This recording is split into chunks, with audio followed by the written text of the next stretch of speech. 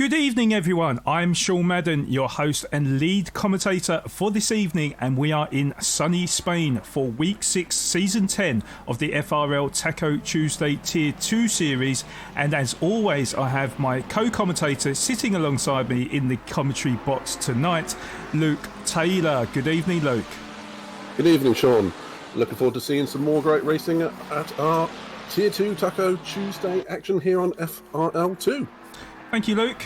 Yes, we are in the scorching hot sun at the Circuit Ricardo Tormo, or to us English, we call Valencia, for an hour and a half of pulsating racing in what is known as a fantastic MotoGP circuit. Can't wait to find out how the GT3 cars fare for what could be a very exciting race in the Taco Tuesday Tier 2 category. Luke, can you give us all the info and details on tonight's race, please? Of course, Sean. Okay, first of all, the drivers are undergoing their practice, which is a 16-minute practice. We will then have 15 minutes qualifying, followed by a 90-minute endurance race, which is different from the last couple of races we've had, but should lead for some more good action. There is still the same rule set in effect. We have a mandatory pit stop, refueling is allowed, and the pit stop window is from 1 minute into the race up to the last minute of the race, which would be the 89th minute. Points go from first down to 30th, from 40 down to 1 in descending order.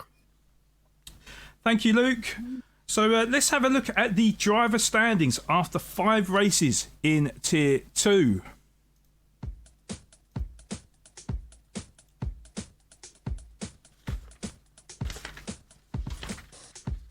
So it's an all McLaren front row at the top of the championship, as we have Francisco Souza leading the tables on 186 points, who has 8 more points than Makowski, who sits in second position on 178 points. Rising up into third position, we now have Dan Naisbitt, who was dominant in the last round, claiming his first win of the season, and now finds himself on 149 points. A costly DNF in round 5 for Jay Wazza after an excellent start to the season slips down to 4th position on 144 points. With an excellent second position for Jack Prentice, now rises a few positions into 5th with 134 points. Then we've got Andy Craven in 6th position on 116 points. Then, due to the absence of both Michael Clark and Ed Sterling in the last round, both have slipped down positions, with Clark on 112 points and Sterling on 108 points for P7 and P8 respectively, with Danny McCutcheon in 9th position, just 3 points adrift of Sterling on 105 points. And then rounding off the top 10, we have Paul Trotman on 92 points. Luke, can you give us the standings for P11 through to P20, please? Yes, of course, Sean. So, taking it from P11, we have Cameron Blair on 90 points, Jorge on 79, Palmer in 13th on also 79, so joint points there. Dazza Townsend on 75 in P14, Mornweg on 64 points in P15, Klassen in P16 on 61, Elizabeth Eaton Hadley in P17, also on 61 points. Liam O'Neill in 18th on 60 points. In P19 we have Calaguin on 54 points. And in P20, rounding up the top 20, Yuri Zabarovny on 45 points, Sean. Thank you, Luke. So... Apologies. So, Luke, can you explain about everything we need to know about the circuit, all the facts and figures, please? Oh, not a problem, Sean. Thank you. Right, the track itself, was built under the Spanish sun and was named after Ricardo Tormo, whom himself was a 50cc motorcycle world champion. The track was built in 1999 by the government of Valencia as a future hub for various Formula on both 2 and 4 wheels, with the track regularly hosting testing for both Formula E and DTM races, amongst others. The circuit itself is an anti-clockwise direction at approximately 2.5 miles or roughly 4 kilometres. The track has various challenging and sweeping corners, long straights, ideal for overtaking and close racing. It's worth noting that the pit lane, however, exits out almost onto the racing line for turn 1, the curve at Aspar, and will make for some potential incidents if our Taco Tuesday drivers are not fully aware of their surroundings. Good luck to them and around this bespoke Spanish racing circuit. Thank you, Luke. So having only learnt this circuit last night, which is of course Valencia, it's not the perfect lap I've put together. However, I did find my rhythm and I set a respectable time to produce a track guide that you'll be able to follow and gain a rough idea of the type of laps you'll see from the drivers tonight. Using the Ferrari 296 GT3 car here at Valencia, enjoy this lap guide and let's get into this.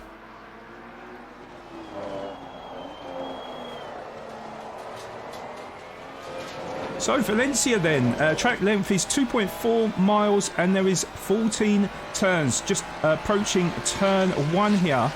We are looking for the 2 greyed out markers on the left and right, but actually we're braking just before and it's down into 3rd gear. Now we want to be going over the green part of the apex there, and we can actually extend track limits, but don't go any wider than what I did because that will be a track limit penalty. As we approach turn 2, we're looking for that white line there as our braking marker, and it's down into 1st gear. Try to hug the apex and then get a good exit out of the turn. Then it's flat through turn 3. And then approaching turn 4, we're looking again for the white line there on the left-hand side as our braking marker. Down into 2nd gear, clip the apex and try and carry this speed through the exit. As we get to turn 5, there's a little dab of the brake as we turn in. Try not to go too wide and get the car over to the right-hand side for turn 6, and we're braking at that white line again, and it's down into 2nd gear over the left hand side, and again try and carry this speed through the exit. So as we power out the exit, going past turn 7 to turn 8, we are braking at that white line again on the right hand side, and it's just a hard brake down into 2nd gear, and again try and carry this speed through as it's flat through turn 9 on that left hand kink. And then for turns 10 and 11, that green AstroTurf on the right hand side is our braking marker. So we brake in a straight line down into 1st gear, get the car over to the right hand side as early as possible, clip the apex and power out the exit. So then through here, there is a little dab of the brake at the white line there on the left-hand side for turn 12. Over the crest, try not to go too wide on the exit, flat through turn 13. And then for turn 14, we are looking for the white marker there on the right-hand side, but we're actually braking just afterwards. And it's downhill and then hard brake. Try to clip the apex on the left hand side. That'll give you a good line out of the final turn, and that completes a lap around Valencia, and we come across the line with a 1 minute 31.960. So considering we only had like what was it, I'd say about an hour to try and learn the circuit, as we actually learnt it yesterday.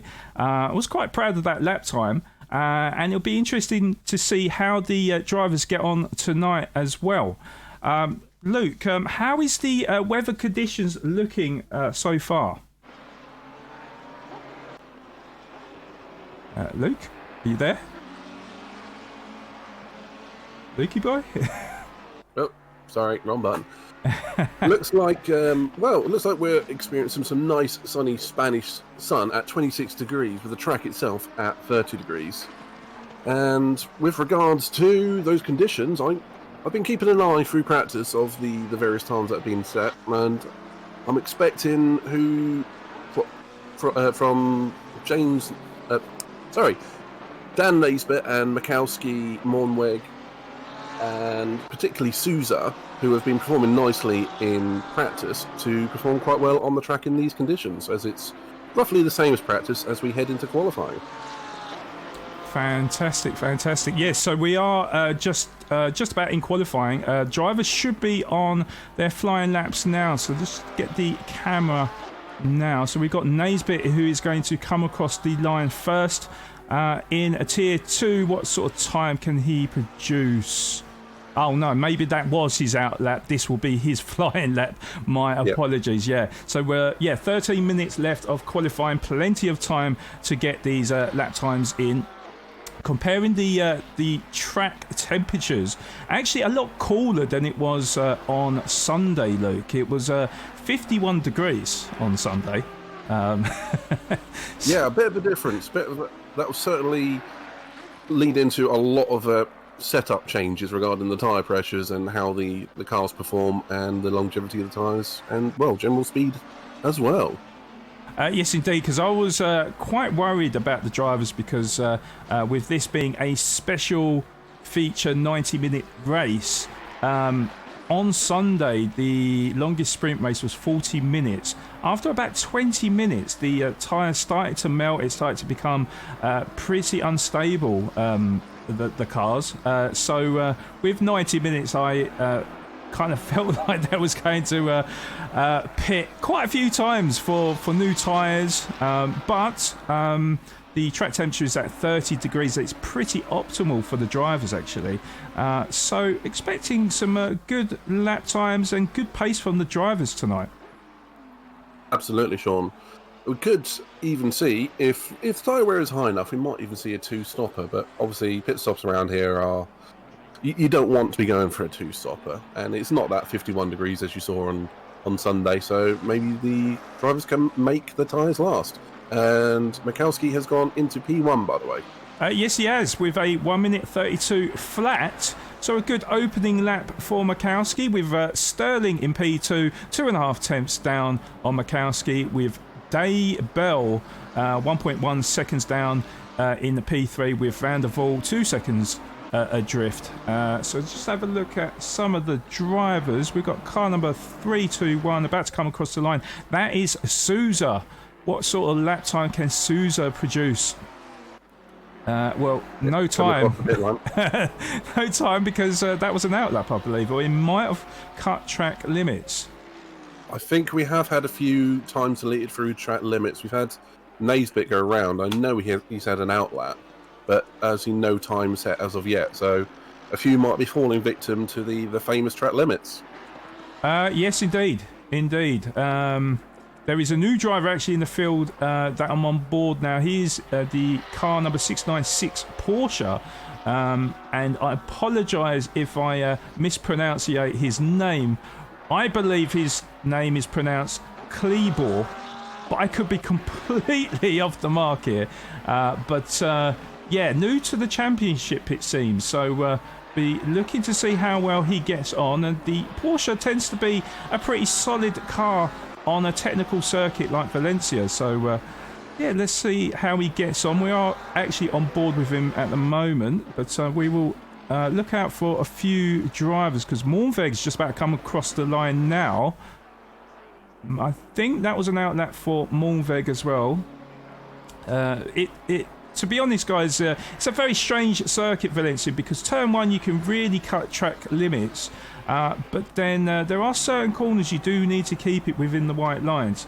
But compared to most of the circuits, especially Kota in round 4, track limits are pretty lenient. I would imagine, Luke, you remember how many penalties the drivers were serving around Kota. It shouldn't be as bad at Valencia. Yeah, quite right, Sean. We did see a few drive-throughs there.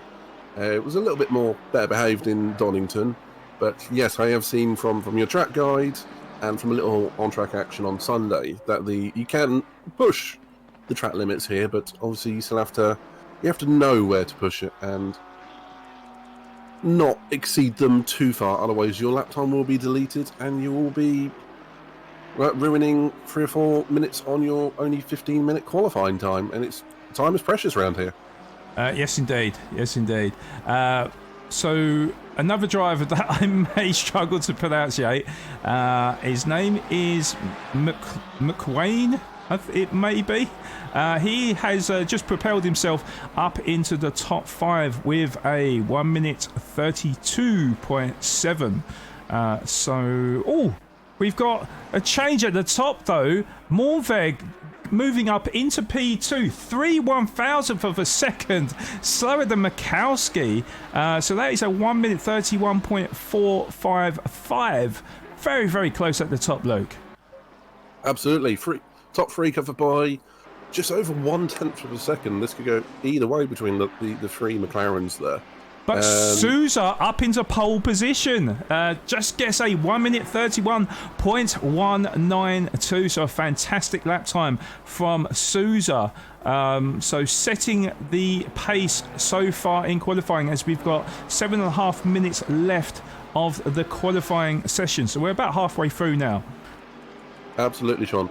I'm seeing a few drivers pit for fresh tyres. There is a bit of track evolution going on with up to 26 degrees air temperature and 29 degrees on track. So it could be some of the drivers are going for a slightly different setup, because it does appear that some are struggling and where others are just lighting up the lap times.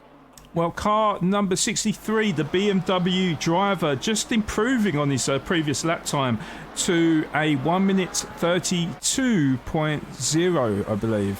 So big improvements there. I think he just comes off the... it's back into the pits, probably to change his tyres and go back out there for one final push. So... Same with Mornweg, doing the same thing. All drivers, it looks like a lot of the drivers are having a pit stop in the last 5 minutes for one last run to the flag. Well, Daybell just moving up into the top 10. In fact, top 9 with a 1 minute 32.9. Excellent improvement there from Daybell. But yeah, the times are starting to rack up. We are still awaiting a lap from Jay Prentice, who... I can't quite see if this is a flying lap or not, but he is just approaching the last turn in the green Ferrari there, car number 678. Just about to come across the start-finish line. I believe that's an outlap, Sean. And that is an outlap. Thank you, Luke. Thank you for the update. I can't see the info on my screen, unfortunately, so I'm just sort of hazarding a guess at the moment. But Mikowski, next one to come across the start-finish line.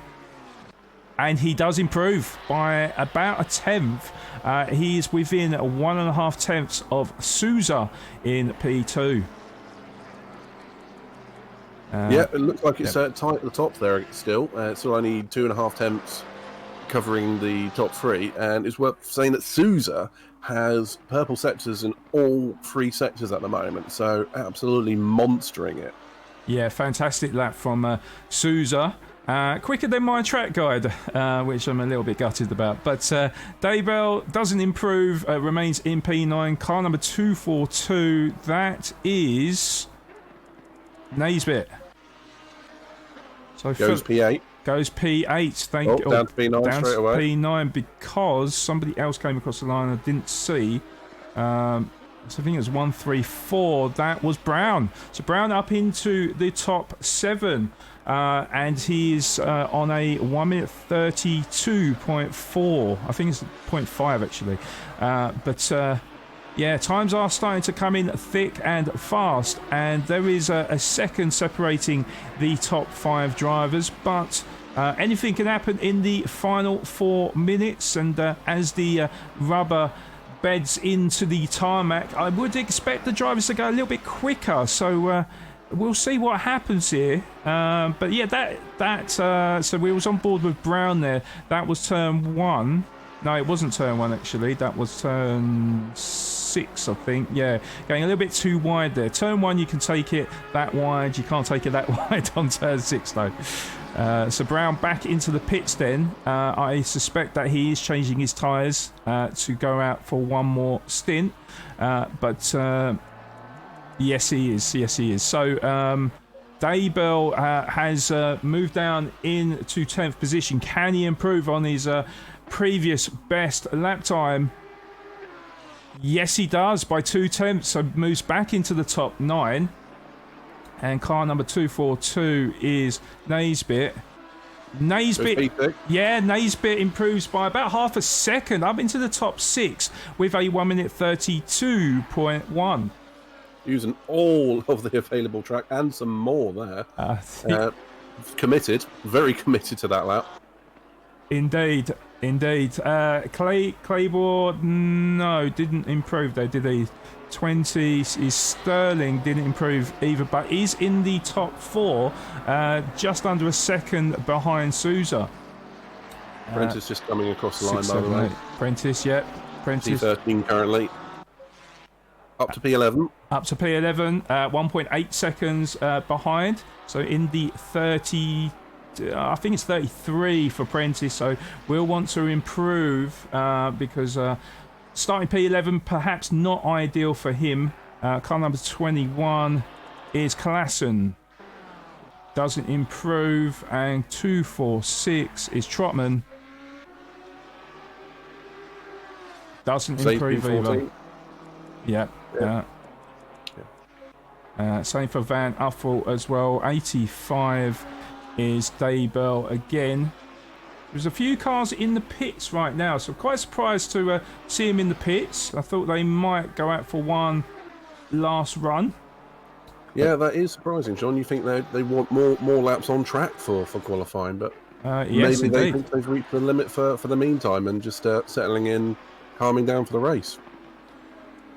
Well, it is a long race, so that is what I will say. Yeah, it's reasonably important to get a good quali lap in, but for 90 minutes they do need to keep on circuit, of course.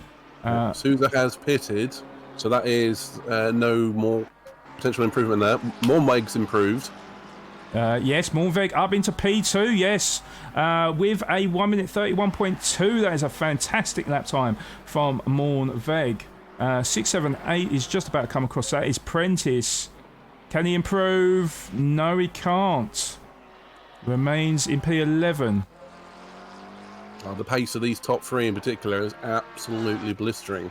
From 4th down to 13th, it is only separated by a second, but the top 3 themselves, a 10th and a half, which are nearly 7/10 clear of the rest of the pack. Absolutely stunning pace there. Yes, indeed. Yeah, very, very fast lap times. The track guide that I put in, I was very happy with that lap time. It was, to be honest, I expected quite a few of the drivers to improve on what I did. And it looks like the top 3 have obliterated my time, which is always good to see. We've got Brown just coming across the line, doesn't improve either. 242 is Naisbitt. No, still remains a second behind in P6.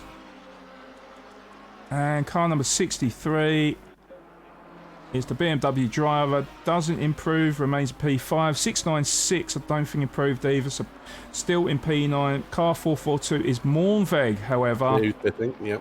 And he is pitted. So yeah, qualifying session has now ended. So this is the last lap for many of the drivers.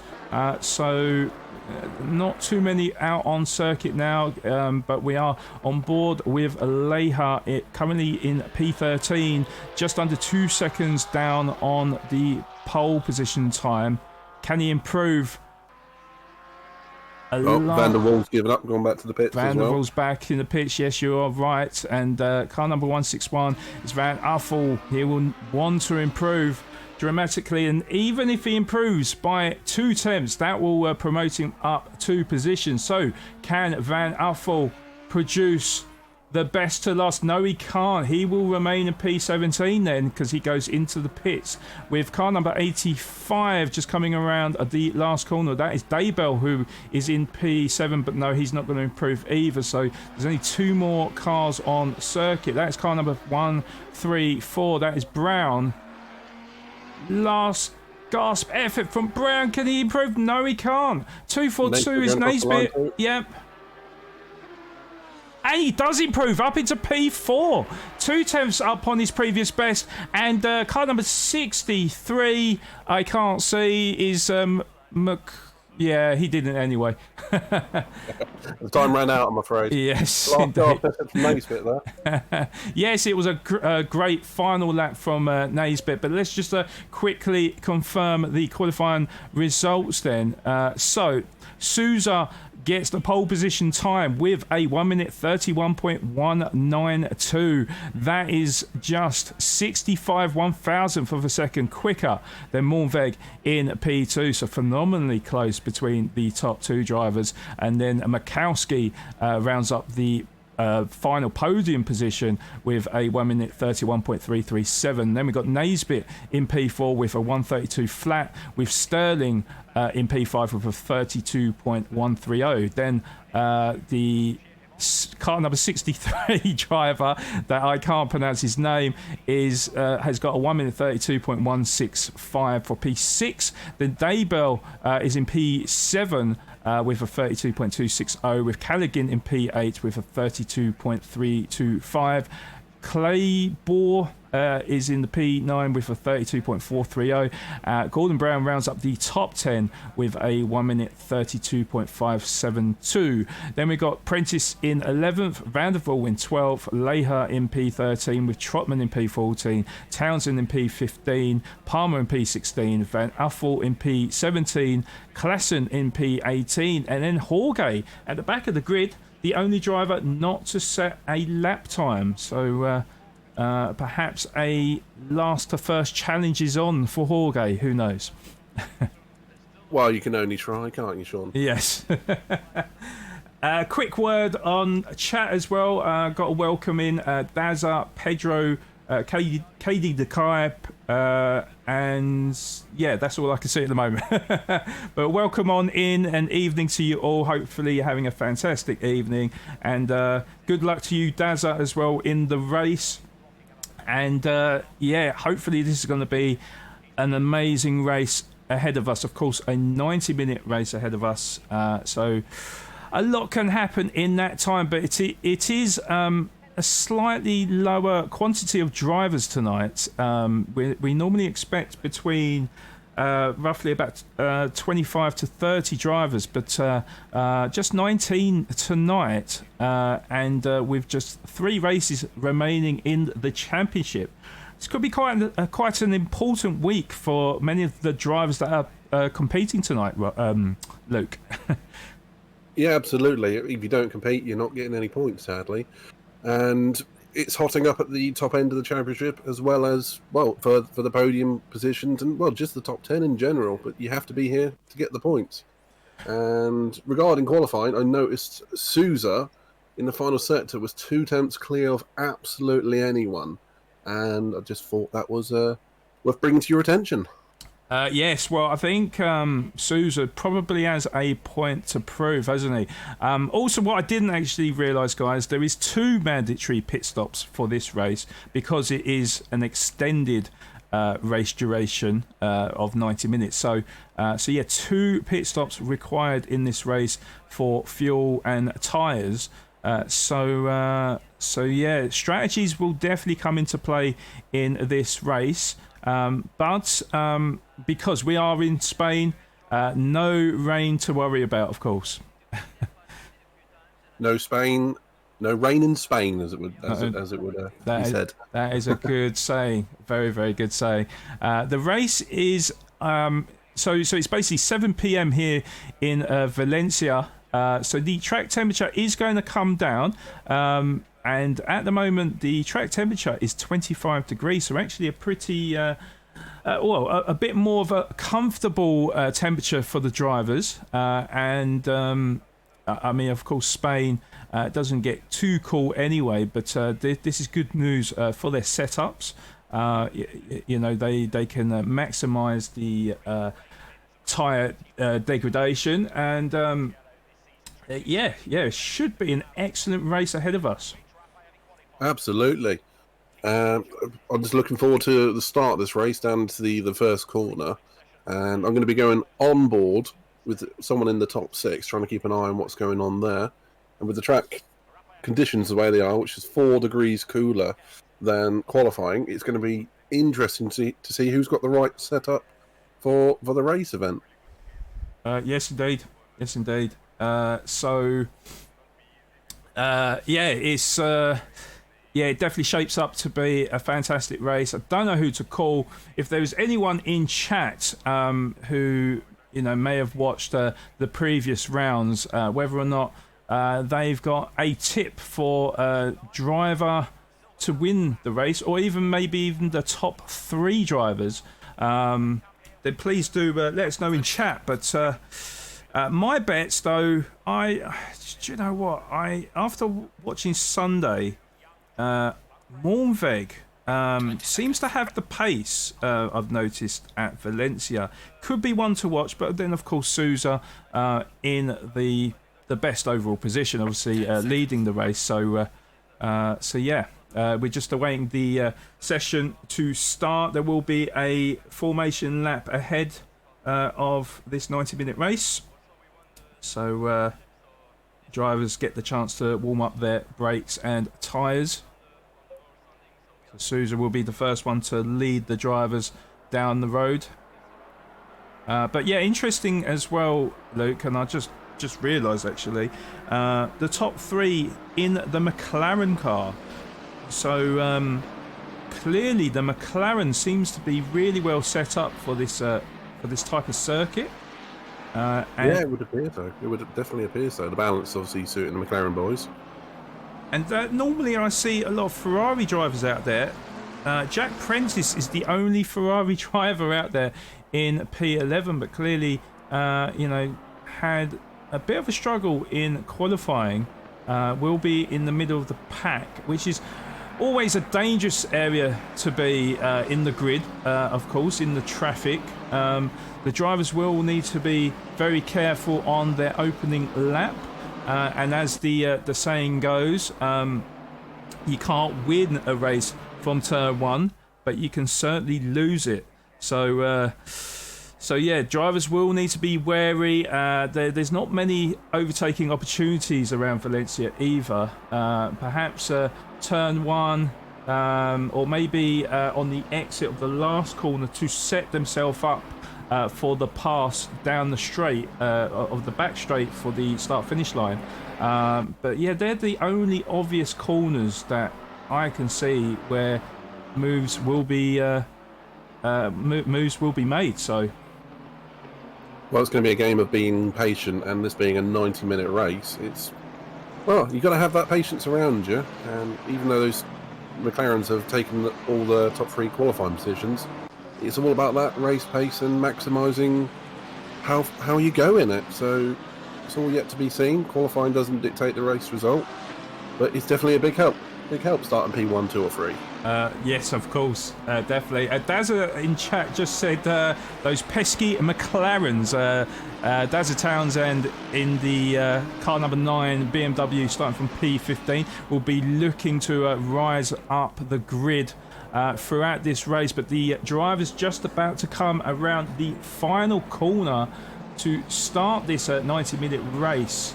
90 minutes here for round 6 of the Taco Tuesday Tier 2 Valencia.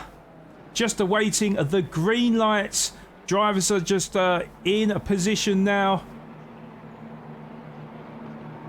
Can we get a good start? Well, it's green lights and go, go, go.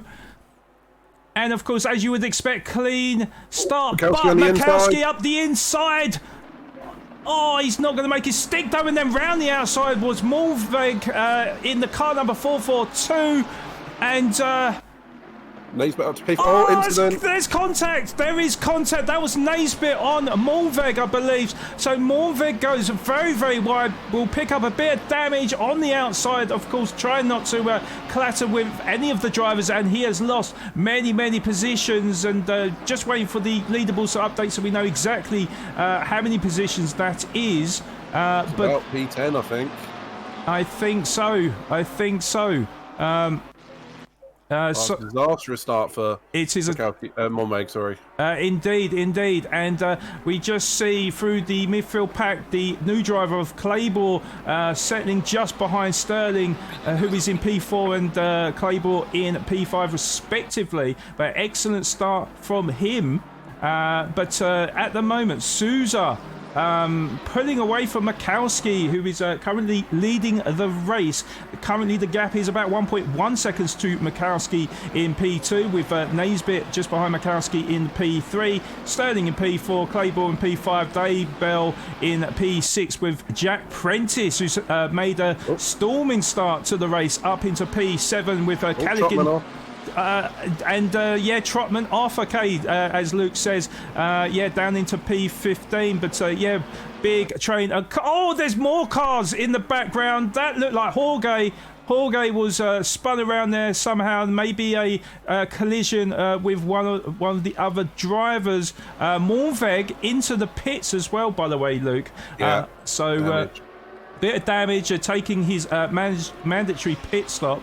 Let's just look back on board with some of the drivers, because there is quite a train of cars at the moment to try and get the right camera on board here. But Daybell, P6, Prentice just behind in the car number 678 in the green Ferrari there in P7. Callaghan in P8 with the BMW 63 driver there in P9, with Brown in the top 10 at the moment. Palmer P11. Townsend's made 3 positions to leapfrog a few of the drivers who of course started from P15. So good start from Townsend. Van der Waal just behind him, with Lehar behind Van der Waal. Van Uffel up into P15 as well. Klassen P16, who looked like he just went around. Was it Van Uffel? No, it wasn't. I think Klassen just getting in front of Trotman then. So Trotman not giving up without a fight at the moment, but will need to stay behind at the moment. There's not really any overtaking opportunities on that part of the circuit, but if he sets himself up correctly for the final turn, maybe he'll be able to make a move on Klassen before we get into turn 1. It looked like it was a pretty decent exit from Trotman. I don't think he's close enough to the back of Klassen to make a move though, so we'll have to settle in. But looking very tidy and looking very competitive. He may look to make a move on him very, very shortly. Just look a bit further up the field though, because we have got Claybor, who is stuck to the back of Sterling, not letting him get away at the moment. Currently the gap is 7 tenths. And Callaghan as well, just 6 tenths behind Jay Prentice for P8. But there is quite a long train of cars, Luke, between P5 and about P11. Excellent start from the drivers, or most of the drivers, should I say. Yeah, a bit of carnage on the first lap or so, with a couple of incidents. Souza running very wide in P1. Has retained it though.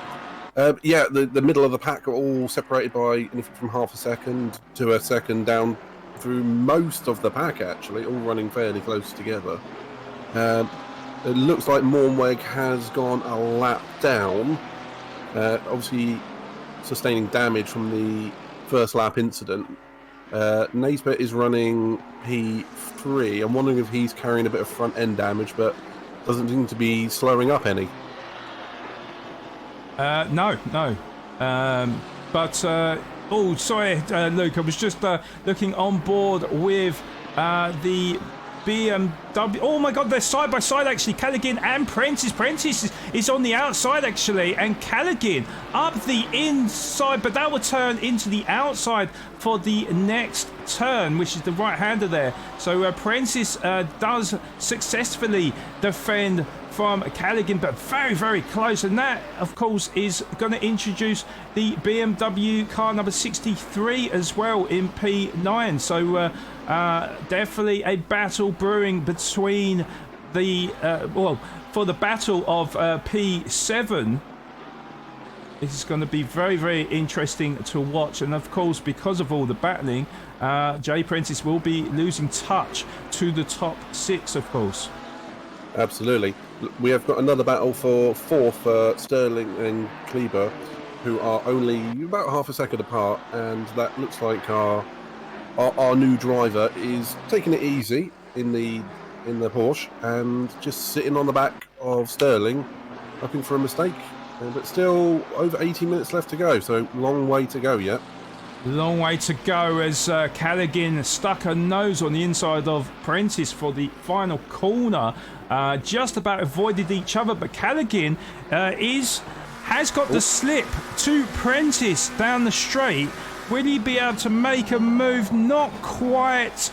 And actually goes very wide as well. That will be a warning for track limits there as he loses a position to the car number 63 BMW driver there. So for going in a little bit too hot into turn 1, actually, instead of gaining a position, loses out. Good action there, Sean. There is a 3 or 4-way battle for P12 from Townsend down to Trotman P17. They're all absolutely glued together, with Townsend and Van der Waal just separated by tracing paper, it would seem. It's just absolutely close together. And a bit of a mistake from Townsend as well. He's surely going to lose a couple of positions there as Lehar just around the outside actually of him. Van der Waal was the first to overtake, so Van der Waal up into P12, Lehar into P13 and Townsend down into P14 with Klassen just behind him, breathing down his neck, and Trotman not too far behind Klassen as well in P16. More action with P7, Prentice, McQueen and Callaghan all together going down the main straight. There should be some action going into turn 1 here. Yes, indeed. Looks like McQueen. No, just not quite close enough going into the first corner. Runs a little bit wide compared to Prentice. But we're getting Callaghan dive down the inside at turn 2. Indeed, very opportunistic move there from here comes Brown as well. Yeah, Brown as well. So Brown up the inside of the car number 63 there. And I do apologise, I cannot pronounce his name, but I don't want to butcher his name at all. So we'll call him car number 63 for now. But moves all over the place it seems at the moment. Also, Kleber all over the back of Sterling as well, just not letting him get away. This pressure will it finally get to Sterling? We'll have to wait and see. But of course, Daybell in the Lamborghini, not too far behind Kleber as well. So it's almost like Kleber has got the pressure from the driver behind to perhaps make the move on P4. Otherwise, Daybell will think about making the move on Kleber. Yeah, you gotta try and make the move, or someone will make the move on you, I'm afraid. And we've got Trotman on the back of Townsend as well. It's happening all over the grid today. It looks like we've got 3 or 4 groups all separated out across the track, who are each vying for position. Well, and just trying to move up a place. Yes, because Klassen is just behind Townsend at the moment, with Trotman just behind, or he goes a little bit wide, and Townsend dives into the pits very early on. 10 minutes of the race gone, decides to take his first mandatory pit stop. That is very early, Sean. Only 10 minutes into the race. I would wonder if that's a tactical decision to change the pressures. The track temperature is coming down. So if it was on the absolute limit of the pressures, maybe it's a decision to get a bit of clear air and just circulate a little bit faster out of traffic. Yes, indeed. And meanwhile, Trotman had the inside line to, I don't think that isn't Townsend. I think that is Jorge, or has something happened it. Because that was a green car. Trotman, that's definitely not Townsend who's on the outside there. So is that a... That's Van Uffel. That's Van Uffel in the in the Audi. Oh, so Van Uffel is unlapping himself, maybe? No, he was just being lapped, I think, Sean. So there's either been an incident or he's taken a pit stop somewhere. So that is for position. Yeah. No, but I think he's unlapped himself because of that. I'm pretty sure, because the leaderboard hasn't changed at the moment, so I'm pretty sure that is the case. Sousa's a little bit further up the track. And that was Jorge. No, it wasn't Jorge. Oh my God, who was that? That was the green car that was talking about. That was Van Uffel or Moornweg. No, it's Moornweg. There we go. Moornweg was the one that went sideways, and Moornweg was the one that was trying to unlap himself there. Yeah, that was on turn 12, I believe. So, disaster. And then Moornweg is diving into the pits again. So clearly got damage from going sideways. Must have gone straight into the wall. And with, 12 minutes gone in this race, will have already served both of his mandatory pit stops. I don't think that's a strategic call, Sean. I think, yes, I think you're probably right. I think you've called that. I think that is... That's got to be damage, hasn't it? It has, yeah. It looked like he had a lot of damage to that car. So he's going to be a very, very brave man to try and stay on, tyres that are, like 70 odd minutes. 70 minutes of duration on. He may have to pit another time. I don't know how long the fuel lasts in these cars, but that's a very, very long time to be on one stint, of course, isn't it, Luke? Absolutely. Yeah, it'd be very ambitious to try and do what's essentially 80% of the race on one set of tyres and one fuel load. So yeah, I would expect to see him in the pits again, at least towards the end. Yes. Well, we'll wait and find out. But yeah, he's clearly not having a great race as we've got side-by-side action.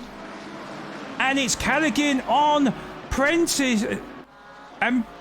Callaghan just staying in front. Goes a little bit wide though. Prentice was sticking a nose on the inside. Of course, this will be the outside for the left-hand turn. Prentice on the inside. Has he made that stick? I think he may have just made that stick. He's got the inside line for the left-hand king and for the left-hand hairpin. Prentice up into P7. What a great move there from Prentice, and kept persistent in his chase of P7 there. So Callaghan down his P8, and then Brown just behind in P9 because of that squabbling. Absolutely brilliant racing there. I had the privilege of watching that from Brown's point of view, and that was the best seat in the house. Just to see them going side by side for several corners, and Prentice coming off the victor in that one, up to P7. Indeed, but Callaghan not giving up without a fight, still on the back of Prentice. He has got the slipstream down the back straight. Can he get close enough to turn one? I don't think he's going to quite do it. As there's a stop and go. 30 seconds for car number 71. Oh, I think he's got it. Prentice holding on the outside, on the racing line, squeezing Callaghan a little bit. He's got it though. But he has got it, and that is fantastic racing. Very close, bumper to bumper racing there, but no contact. Although big send from Prentice. There is contact as well, and Callaghan loses a position. So I was just praising how good the side-by-side racing was there, and I just kind of jinxed it a little bit. There's a little bit of contact from Callaghan on Browns. He pushes him wide a little bit. McLean as well. Oh my God! Couldn't quite get the traction. Couldn't quite get on the throttle to make the move on Callaghan. Callaghan will fight to live another day, but yeah, the squabbling. He just loses a little bit of time to Brown, albeit that he's not too far behind him. But Brown will be now chasing down Apprentice for that P7. So we'll see how they get on this. Oh, Prentice goes a little bit wide, and there's Brown going wide and losing it on the curb there. And Brown has lost 2, 3 positions, I believe. And no, who's? Oh, I think he's down to 10th, and we've got a 10th. Yeah, we've got a pit stop. We've got a pitter as well. Pitter will be Jorge, is it, for taking the stop-go penalty? 30-second stop-go penalty. That is quite severe. Yes, indeed. Yeah, that is very, very harsh. And he will still need to make one more pit stop as well. But Sterling... Oh. Yeah, Sterling on the back of Naisbitt. He's closed up that gap rapidly. Yes, he has. Now, is that because Naisbitt made a mistake or not? Not quite sure, but what we do know is that Sterling is providing all types of pressure on Naisbitt right now. Absolutely. The top 3 are all separated out by 4.5 seconds. And, yeah, Sterling's putting pressure on to take the final podium position. And it looks like amongst the rest of the grid that we have out there, there is, again, several battles going on, but from the top 6 are well clear of the rest of the pack at the moment with all of that battling. Yes, indeed. Yes, indeed. I did fear that this could be the case, but yeah, it only takes like we've seen quite a few cars going sideways, so it only takes one mistake for that to change. But right now, it does seem to be well, to be honest, it seems to be Souza that is the consistent driver at the moment. He's currently got a 4.7 second lead over Makowski. And then it's a 5.3 second gap between Makowski and Naisbitt as well for P3. And then we've got Sterling and Daybell just behind, isn't it? So, yep, some good racing going on out there. Looks like our car number 63 is on the back of Calguin still, with Brown trying to come back. That's all that group's having some fun. Trotman. It's only 3 attempts off the back of Klassen for P14-15. Looks like there might be a move going on there. Oh, yeah, he actually got maybe a little bit too much speed out of the exit because he closed right on in on Klassen, who didn't get the best exit. And then Trotman had to back out, otherwise there would have been contact.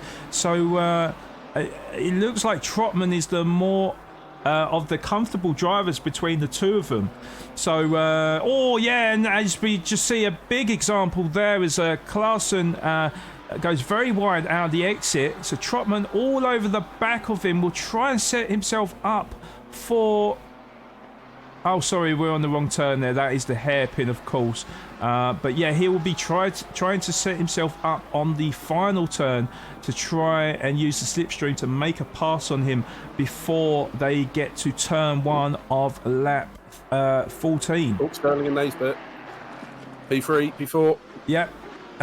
So Sterling, yeah. Oh, there's a little bit of contact. Tiny bit of contact. Comes to nothing, of course. But yeah, Sterling all over Naisbitt at the moment. So that seems to be the battle of the circuit right now. This is for P3, of course. Yeah, and tight battling going on there. Looks like Sterling is trying to take the long view on this one, not lose a front wing, as it were, not cause any damage, and just pick his moment. There's obviously only a couple of really good overtaking spots at this circuit, and so far there's only been minor contact, and hopefully, from Sterling's point of view, it's a bit of time, I think, here, and he'll be up to P3. Yes, indeed. And just got to say thank you to Pedro, who said that he believes the surname of the driver in car 63 is pronounced as McElwain. So thank you, Pedro. I'll try and remember that. I'll go with that. Yeah. So, yeah, Sterling trying to set himself up. Can he get a good exit? Oh, he goes a little bit sideways. I don't think he's going to have enough power to power past that Lamborghini of Naisbitt to get into P3. Yeah, Naisbitt moving across the track, trying to break that toe. He's very aware Sterling is there. Oh, a little bit wide for Sterling, yeah. That would be a track limit warning for him.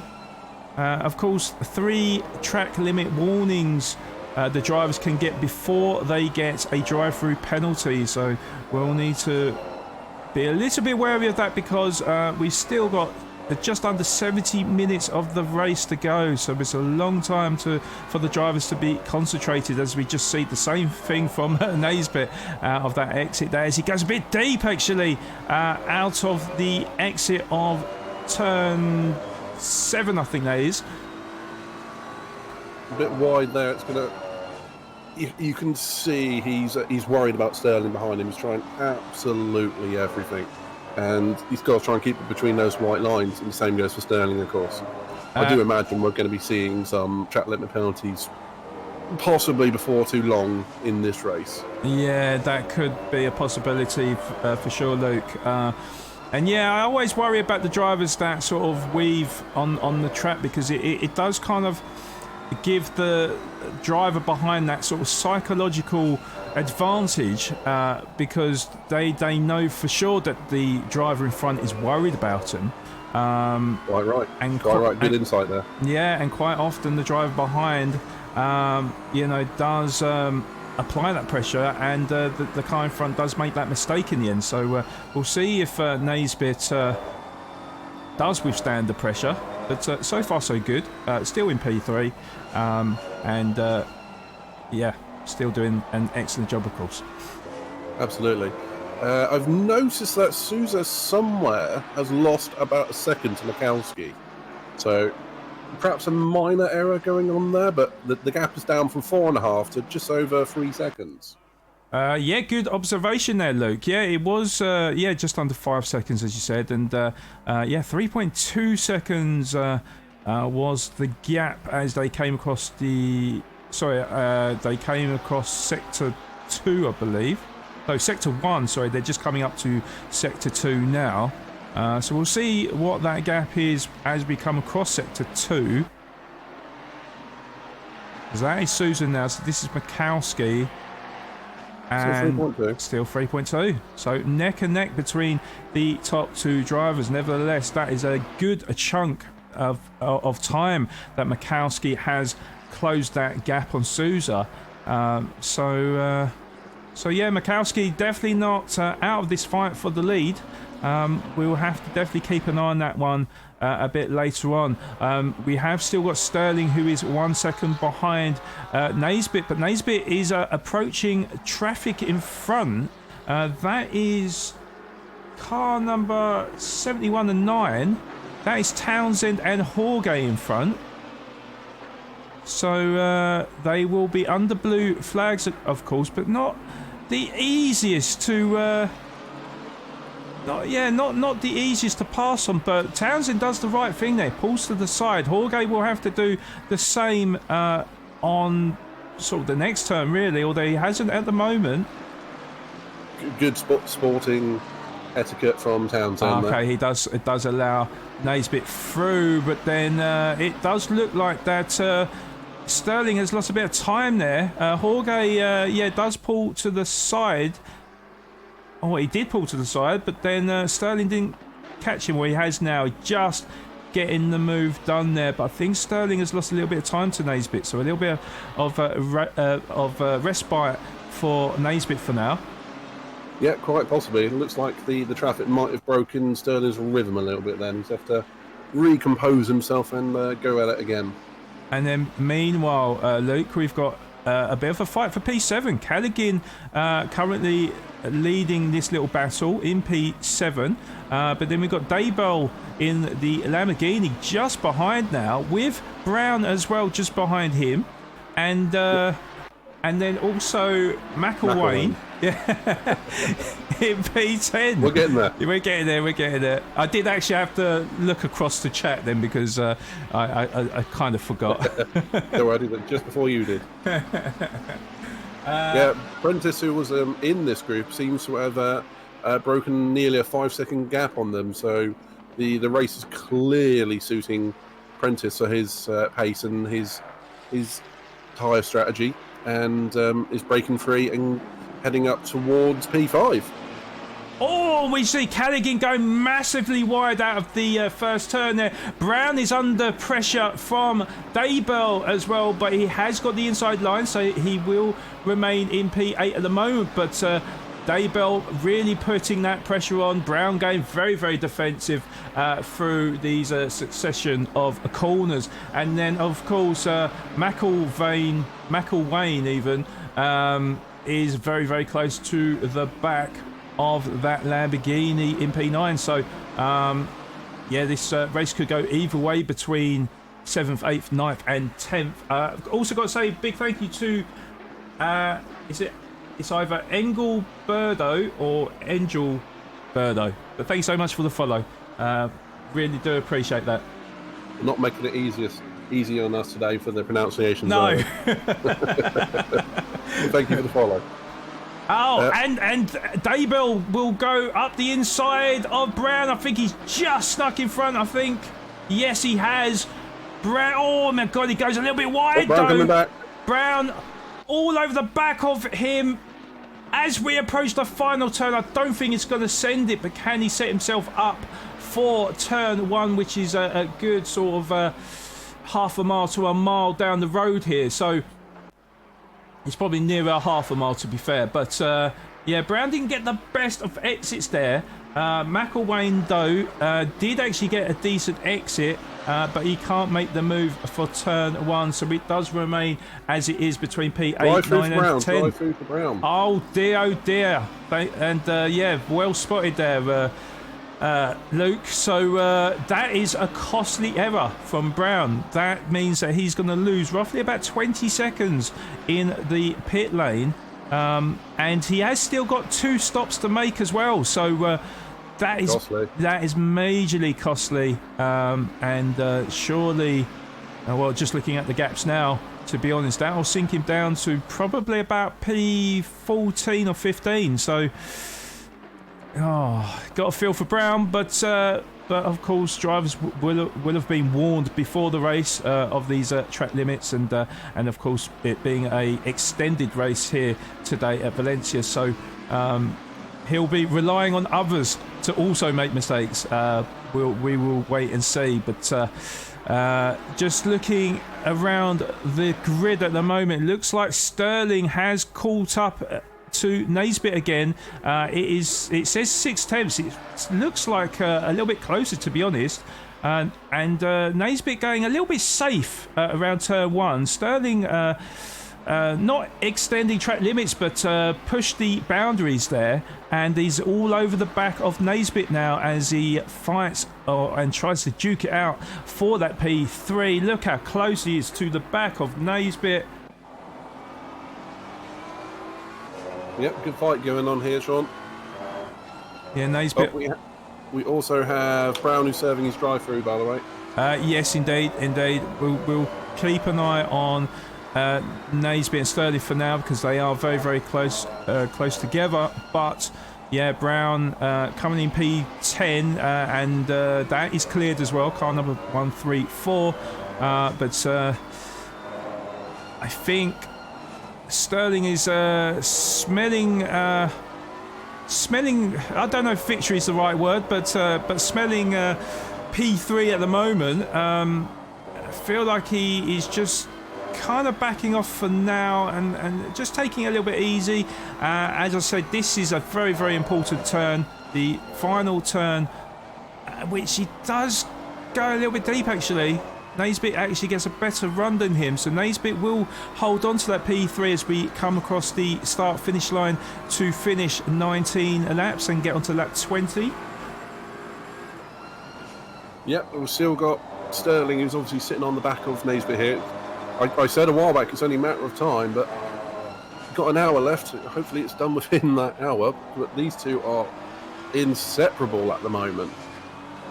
Yes, indeed. It's not even a car length between them. Brown's drive-through has dropped him down to P15, so that is devastating for his race there. But he can hope with a little bit of clear track. Maybe it'll work in his favour long run. If he's got some clear track out of traffic, he can maybe put in some lap times and catch back up. Yes, indeed. Could quite well. It could quite well happen. As I said, quite easily done. It only takes three. Well, drivers have got 3 chances basically to cut limits before they get their cut track penalty. So it could quite easily be done. But at the moment, yeah, very costly for Brown in P15, and it's got it all to do. Yeah, I'm afraid so. That's the risk you take with these track limits. You have to stay within the white lines, or at least wherever they are designated to be, even if you can extend a couple of them. But our first victim for the drive-through. At least we have some good battles still on track. Mikowski and the gap to Souza seems to have stabilised at 3.2, 3.3 seconds.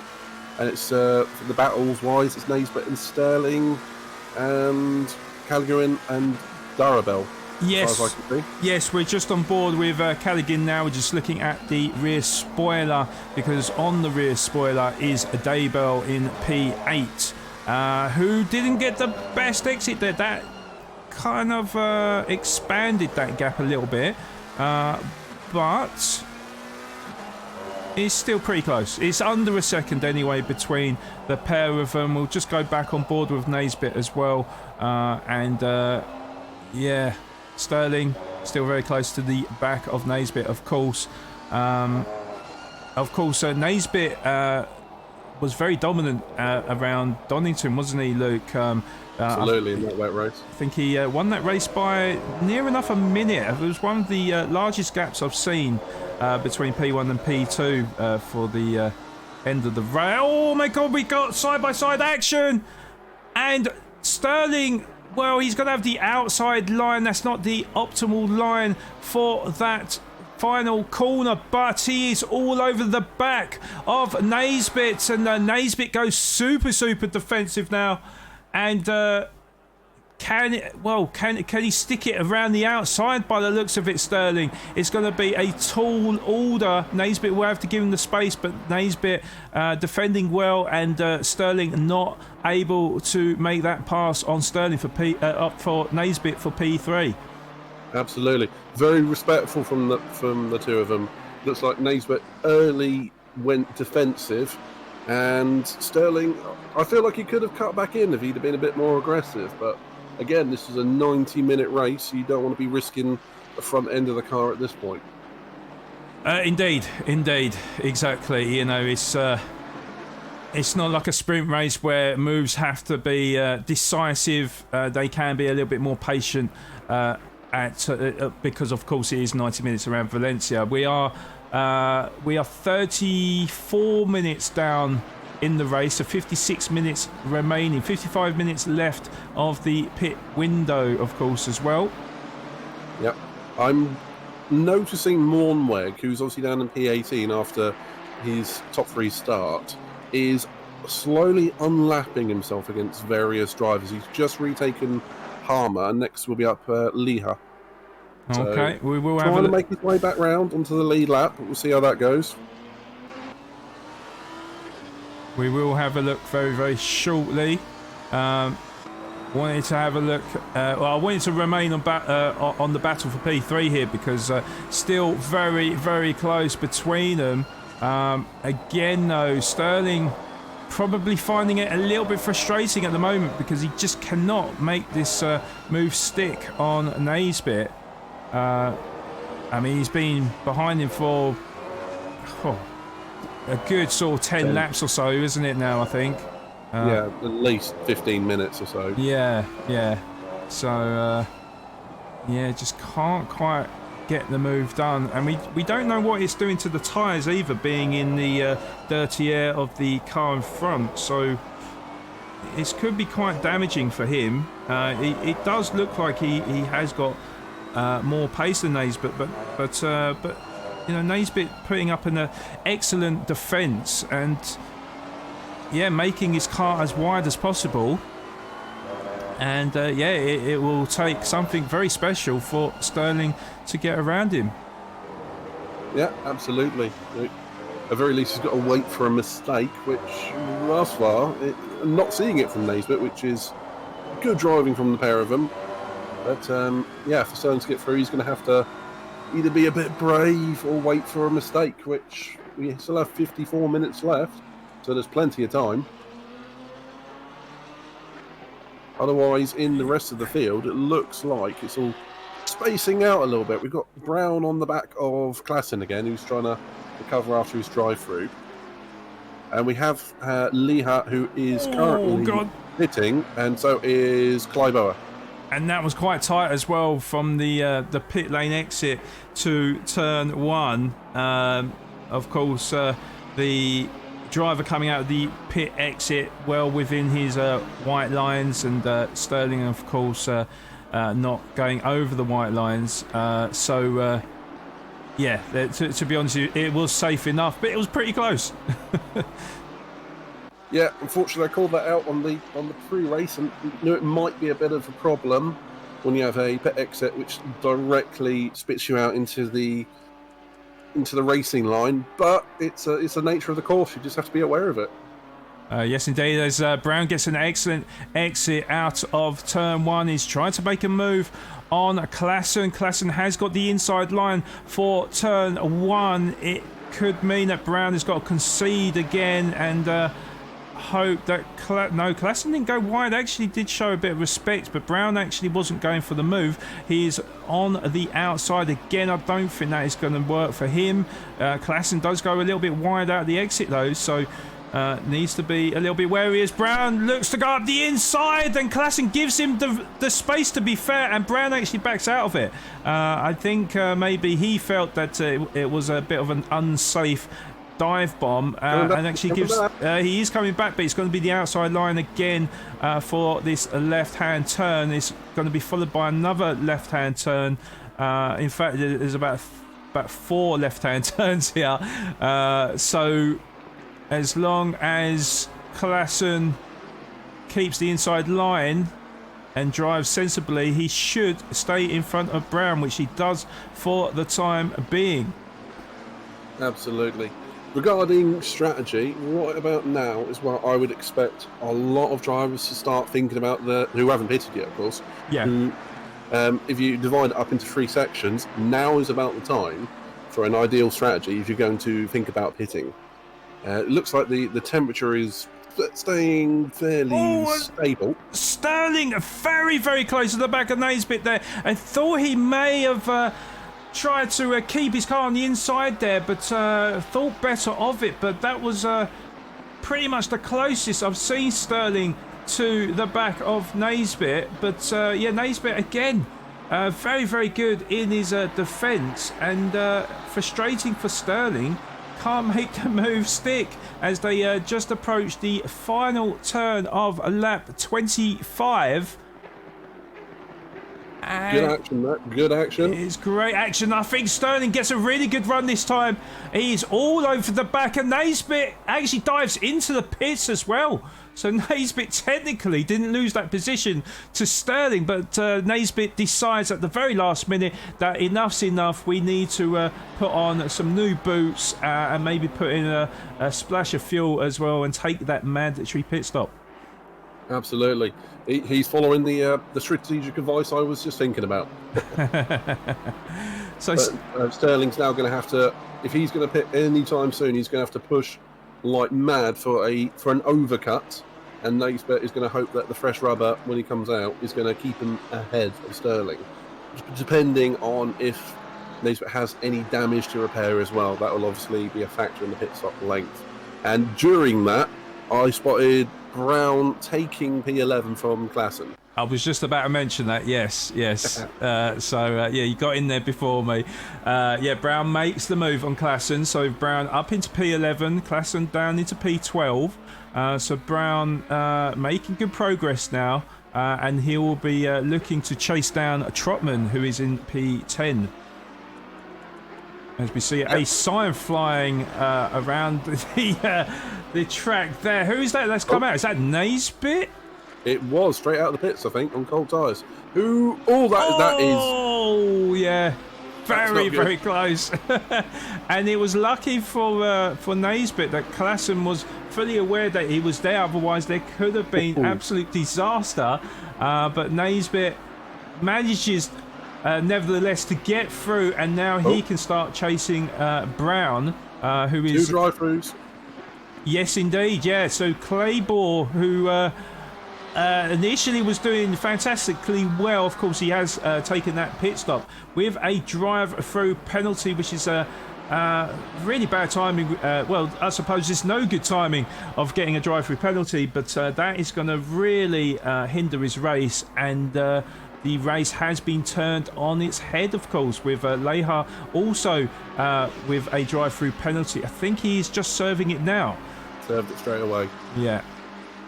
Absolutely. As you say, there's no ideal time for a drive-through, but that's the nature of this course and this championship. You have to say between those straight out into the path of Van der Waal. So, yeah, that pit exit causing more problems, but got away with it. Yeah, a little bit of trainer cars here then, and yeah, Van der Waal is he the... No, he isn't the front of the train, so it's Moornweg that is just in front then. So Moornweg making making good progress. He is 3 laps down, isn't he? But he has served both of his mandatory pit stops, of course. So, yeah, he's got a lot of work ahead of him. But, yeah, Van der Waal in P7 at the moment with Palm... Is it Palmer just behind? No, it's not Palmer. So that is... I think it may be Lehard just behind. Yes. So that in that 911. Yeah. The Lehar a lap down on Van der Waal. Of course, he has taken his pit stop whilst Van der Waal is yet to make a pit stop. But yeah, putting that pressure on Van der Waal all the same. So we'll see what happens between them. But let's just let's go to the top of the grid then, Luke, because we've not really focused too much attention on Sousa. So Sousa is currently leading after 27 laps. The gap is now 5 seconds to Mikowski in P2. So when it was 3.2 seconds, I mean, the times are very close, but has extended it by 2 seconds now. So Sousa definitely on a charge at the moment, but Mikowski certainly still in the running for the lead of the race, with Sterling in P3, and then we've got Prentice, who is 18 seconds behind Sterling in P4, with Daybell a further 17 seconds behind Prentice. Callaghan 3.2 seconds down on Daybell in P6, with Van der Waal. Mikowski's pitted. Oh, yeah, you are very right there. So Mikowski does take the first of his 2 mandatory pit stops. So we'll see how this strategy plays out for him. Just got to say big thank you, and thank you for the follow, Ms. Gemma Rambetter. Of course, I do know who you are. Thanks so much for tuning in and providing that follow for the Formula Racing League TV2 channel. It is much appreciated. Yeah, Mikowski just taking his pit stop now. So Sousa will have the outright lead for now. Yeah, Sterling still... I think Sterling must be in P2 now. Just waiting for it to update. There we go. So Sterling is 19.2 seconds behind Sousa in P2. So Sousa pretty comfortable at the moment. Of course, won't want to lose any time really, because Mikowski is pretty much the only driver that's in the running for the lead. But it was 5 seconds before Mikowski made his pit stop. So I would be interested to see when Sousa comes in for his first mandatory pit stop. Of course, does he dive in now? Yes, he does. There we go. About halfway through the race for the first of the 2 mandatory stops from Sousa. I'm very surprised a lot of the drivers have gone this long into the race knowing it's a 2-stop race, and they've gone halfway. So I can only imagine they're thinking about a sprint to the end. I'm just hoping none of them forget that it's a 2-stop race. Yeah, I'm sure they do know, but yeah, of course, strategies can vary, of course, and yeah, the track temperature is coming down. It is down to 24 degrees, so maybe they've got that in mind, that thinking that you know, if it gets any cooler, that they have to make sure that the tyre pressures are correct for the conditions out there. Maybe I'm not really sure, Luke. Could be. We have seen a fairly stable track temperature for the last, say, half an hour or so. It's only changed by a degree or two. But maybe they're waiting to see if the sun goes down. Maybe the temperature will play with the tyre physics a bit. But I guess we'll see. Sousa's out on track again, out into turn 1. Yep, we see that now, because I was just on board with Jay Prentice, the car number 678, Ferrari there, who is currently provisionally in the lead. Of course, hasn't made his pit stop at the moment. So technically, Sousa is in the lead and will be in the lead once Prentice does come in for his first pit stop. But yes, Sterling is I'm just waiting for the leaderboards to update at the moment, because Daybell is P2 as well. Sterling, what was happening there? That looked really close there. I think that is Townsend just behind Sterling, I think. Yeah, and then Naismith directly behind. So the overcut has worked for Sterling, right? Yes, it has. Yes, you're very, very correct there. So Sterling must have been pushing like mad on his final out-laps, or in-laps, should I say, before his pit stop. So Sterling now able to get on with his job, hopefully not make any mistakes, hopefully not cut any track limits, and and see how high up he can finish. Absolutely. I don't imagine Naismith's going to just let this one go. He seems to be pushing quite... Townsend massively wide, sideways, in fact. I'm still waiting for the camera to sort itself out there. He's back on track. Right, okay. It's very, very wide. Yeah.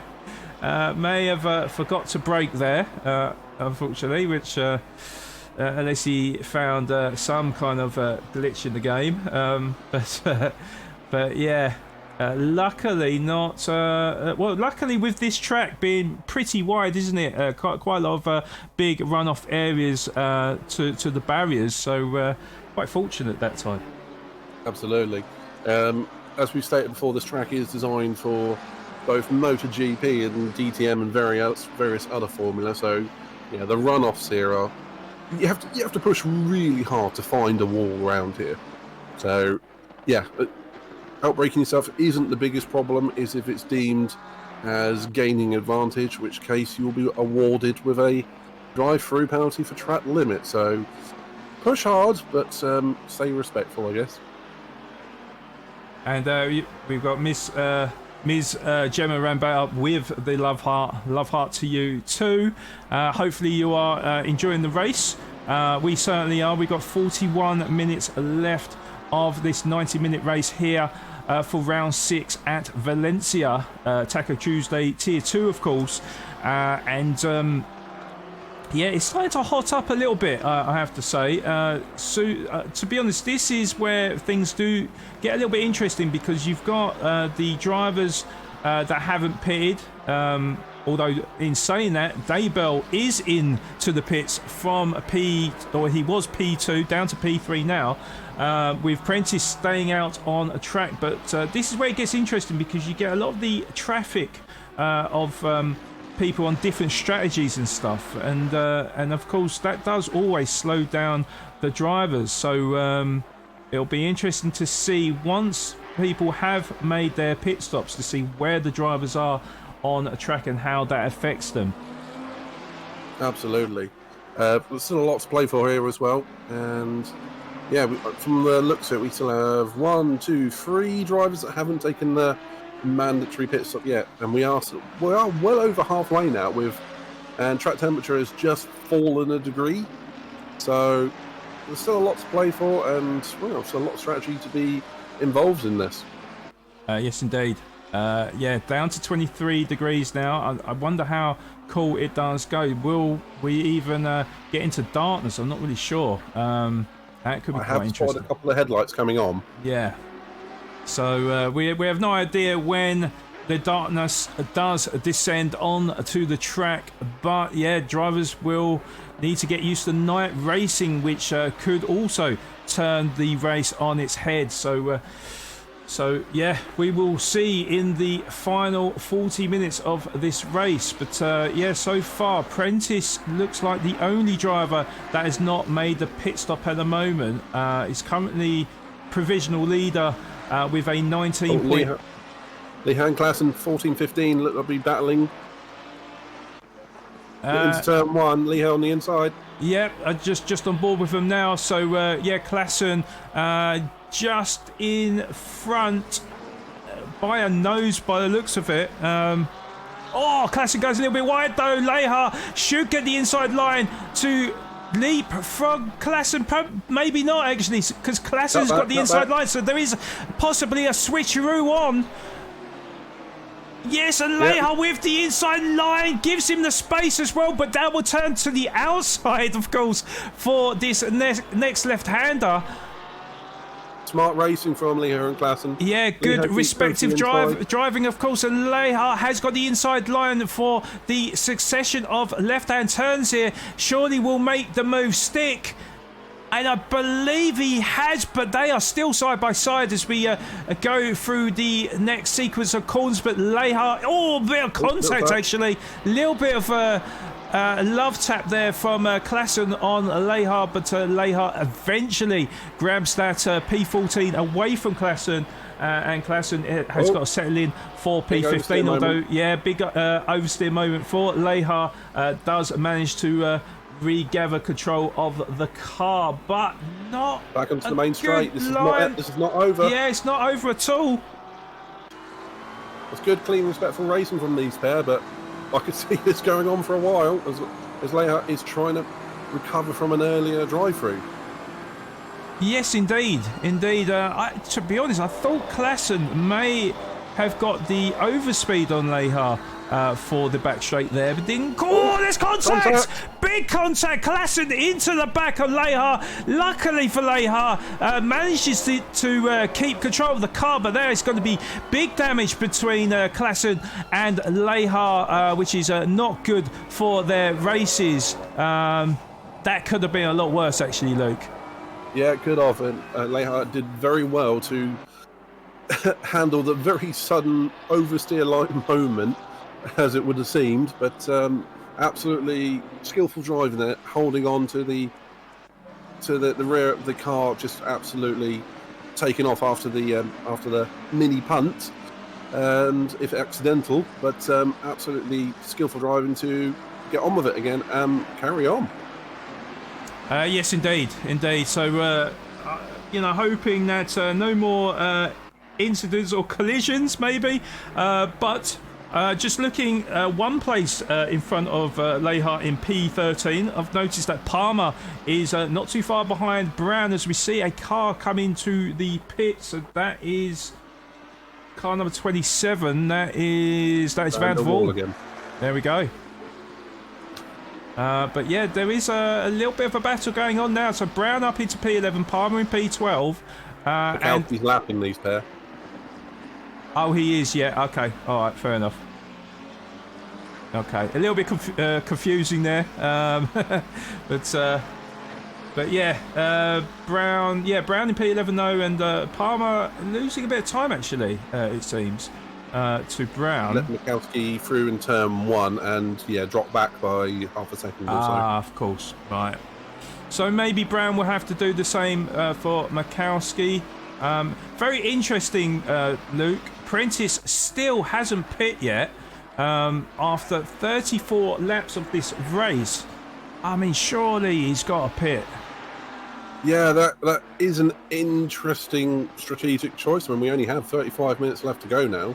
And yeah, still 2 pit stops left to go. Maybe we'll see a literal pit stop on the final lap or so, but yeah, I mean, still got 2 stops to go. Trotman was the one that just pitted, I believe. Yeah, so I was expecting it to be the other way round, Prentice to be pitting instead of Trotman, but Trotman makes the dive down into the pits. I think that might be his second pit stop then for Trotman, I believe so. Yeah, leaving 34 minutes on the final stint.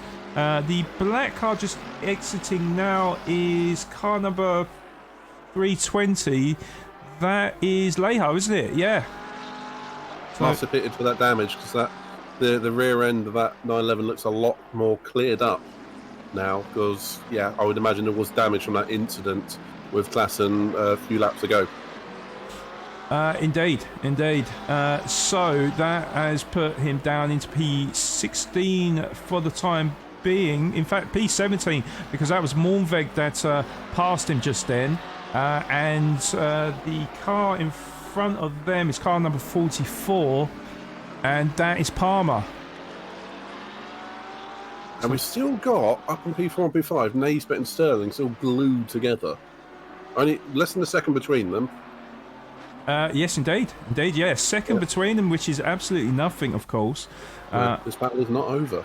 Definitely not over. We thought that Sterling may have been sort of let off the leash and be able to catch maybe Mikowski, but it's, to be honest, the gap is 5.8 seconds. As you see, Jay Prentice eventually does come into the pits after 36 laps. So Sousa finally now comes across the start-finish line to reclaim that pole position then, and then Mikowski now into P2, of course, Sterling P3 and Naisbitt into P4 then.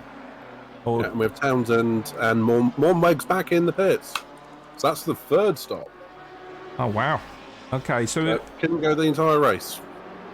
Yeah, so well short of the end of the race, wasn't it? We did sort of doubt that I think he had like 75 minutes left, whether or not he could do all that on one stint. Well, there's your answer there, guys. Manages to do half of that, so that is 3 pit stops for Mornveg.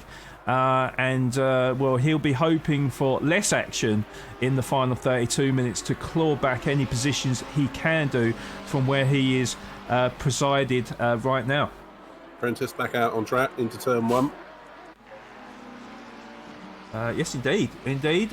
So I feel like I'm about to sneeze out. It does appear that you don't have to respect the white lines coming out of the bits in this track, but looks like that has gone fairly well for Prentice, still back into P5. Yeah, P5, very good position, of course, and he is... it was a 242, isn't it? So he has got quite a gap, though, to Naisbitt, I believe. In fact, it's 30 seconds to Naisbitt, who is one position in front of him. He was massively fallen away from Sterling in the last lap. Yes. 2.3 seconds is the gap now to Sterling from Naisbitt. So 1.3 seconds gained basically in the last lap. So must have made a mistake somewhere along the line. Yes. I was wondering if they'd been lapping either Townsend or Van Uffel or something to that effect, because that gap has come out of nowhere. That's the biggest gap they've had between them in about an hour. Indeed. And just looking on board with Claybore as well in P7. Seems to be closing to the back of McElwain as well in P6. Just under a second the gap is now between P6 and 7 respectively. So looks like one of the closer battles on circuit at the moment. In fact, he is 7 tenths now. So that gap, that deficit has reduced. And looking very strong at the moment, Claybore. Yep, absolutely. Also recovering from a drive-through, so arguably should be up somewhere near where Prentice is. So he's going to want that P6. Yes, for sure. And I'm not 100% sure if this is his debut, but I'm pretty certain that's the first time I've seen that name on through the calendar. So if it is his first appearance, having an excellent debut here at Valencia. Absolutely, and it's a good track to do it at. It's tight, it's twisty, and it's showing off a lot of racecraft and strategic decision here. So yeah, if it is a debut, it's a great debut. Indeed. Yeah, top 7, not too shabby at all. P6 will be even better though, of course, Luke. I suspect that will be... actually, to be honest, Jay Prentice not too far in front, so maybe top 5 could be on the cards. We have got 30 minutes left of the race. Between P5, 6 and 7, there is currently about 4 seconds actually. All of them have made a pit stop as well, so they're all on the same strategy as well. So this race could get very, very tasty in the final 30 minutes of this race. Yep, the potential is there. Just got to see how it unfolds. We're just waiting for these pit stops. Again, I'm just hoping that they all remember it's a 2-stop race. It's not something we've been used to here on Taco Tuesday. Yes, indeed. I just wanted to have a look on board with Sousa because we've not spent too much time on him because it's been a very dominant display from Sousa, who currently has the fastest lap time as well as he comes across the start-finish line to finish lap 39 and onto lap 40. The gap is 6.7 seconds to Mikowski in P2, so that gap has extended somewhat. But, you know, both of them showing really good pace though. The gap has always been around 4 to 5 seconds, so 6.7 seconds now after 60 minutes is some doing, I think. And yeah, they've really pulled away from Sterling, who's in the final podium position. He is currently 15 seconds behind Mikowski in P3, but has extended that lead over Naisbitt to 3 seconds now, Luke. Yeah, it does appear that Naisbitt is losing touch with Sterling. Could be to do with conditions and tyre warm-up, but yeah, it looks like Sterling has the reach over Naisbitt in this one.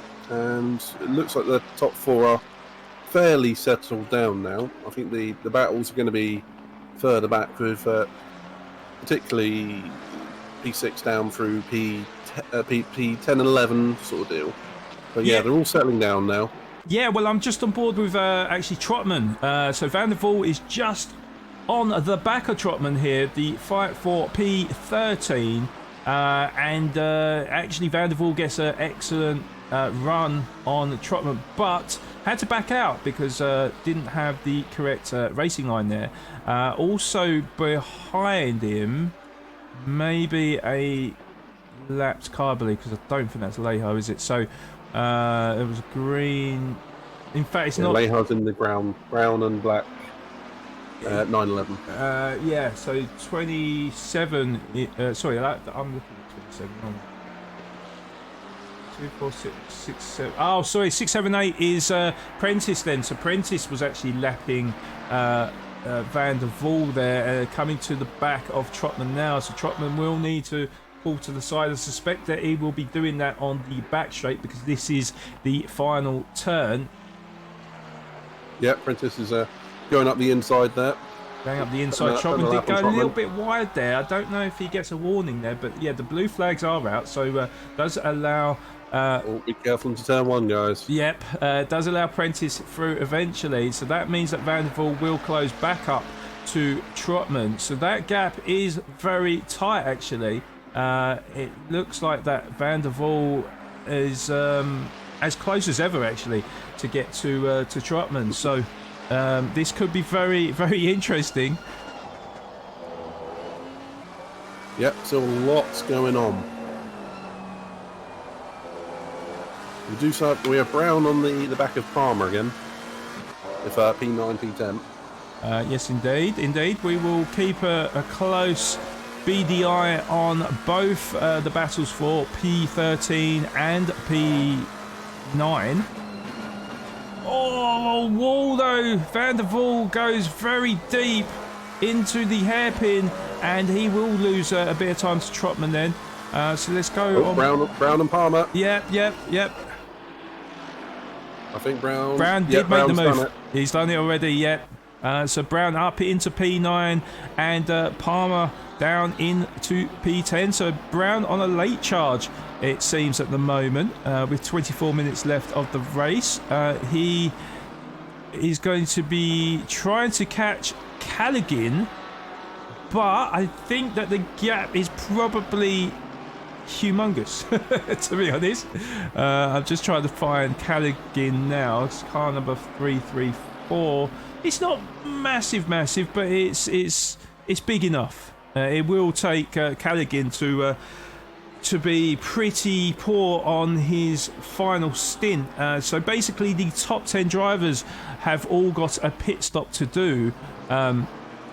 McElwain, actually, in P11, has already made both mandatory pit stops. So McElwain potentially could get a pretty good position here.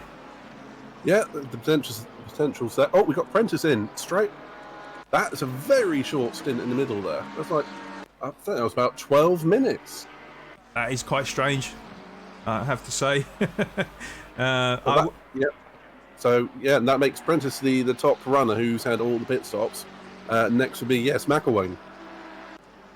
So, yeah, P7 then, and of course we'll have to wait for the leaderboards to update, because I think that's going to be quite a gap, to be honest. Because Daybell is the next driver from him. That is car number 85, and yeah, that's a long time. But yeah, P7 though, nevertheless, is you know, it's a healthy position there, and as you were saying, McElwain currently in P11 will be P8 by the time that Callaghan, Brown and Palmer make their final pit stop. And McElwain 63, I'm just trying to work out the difference there, so it is quite a gap, isn't it? I think it's like, oh god, that is a big gap actually. So it looks like that Prentice has got that P7 for himself, but with Daybell 14 seconds ahead in P6, will leapfrog him.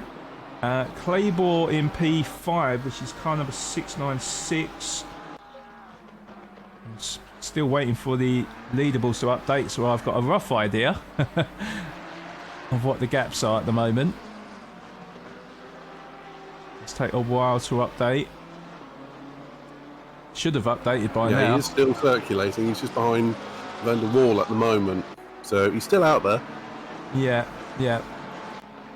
But the time screen's not been very helpful on this one. No, they're not. I was just waiting patiently to sort of total up the gaps, but yeah, it doesn't seem to want to do it at the moment. So we'll have to wait. But yeah, of course we've got 6, 9. So we've got 10 drivers yet to make their final pit stops. So once they do make their pit stops, that will give us a good idea of where the drivers are positioned and what potential battles to look out for. Of course.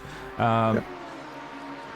Callaghan and Brown have both just finished their final stops and both out, not together, but they are coming out just in front of a battle coming down the main straight, you'll see, or just behind it, rather. Yeah, Brown into P11, I think, because 442 is Mornveg, 85 is Daybell. So yeah, Brown P12. Oh, drive through for track limits. Car number 442. I just mentioned him, didn't I? It's Mornveg. Yep. Yeah, he's having a bit of a shocker today.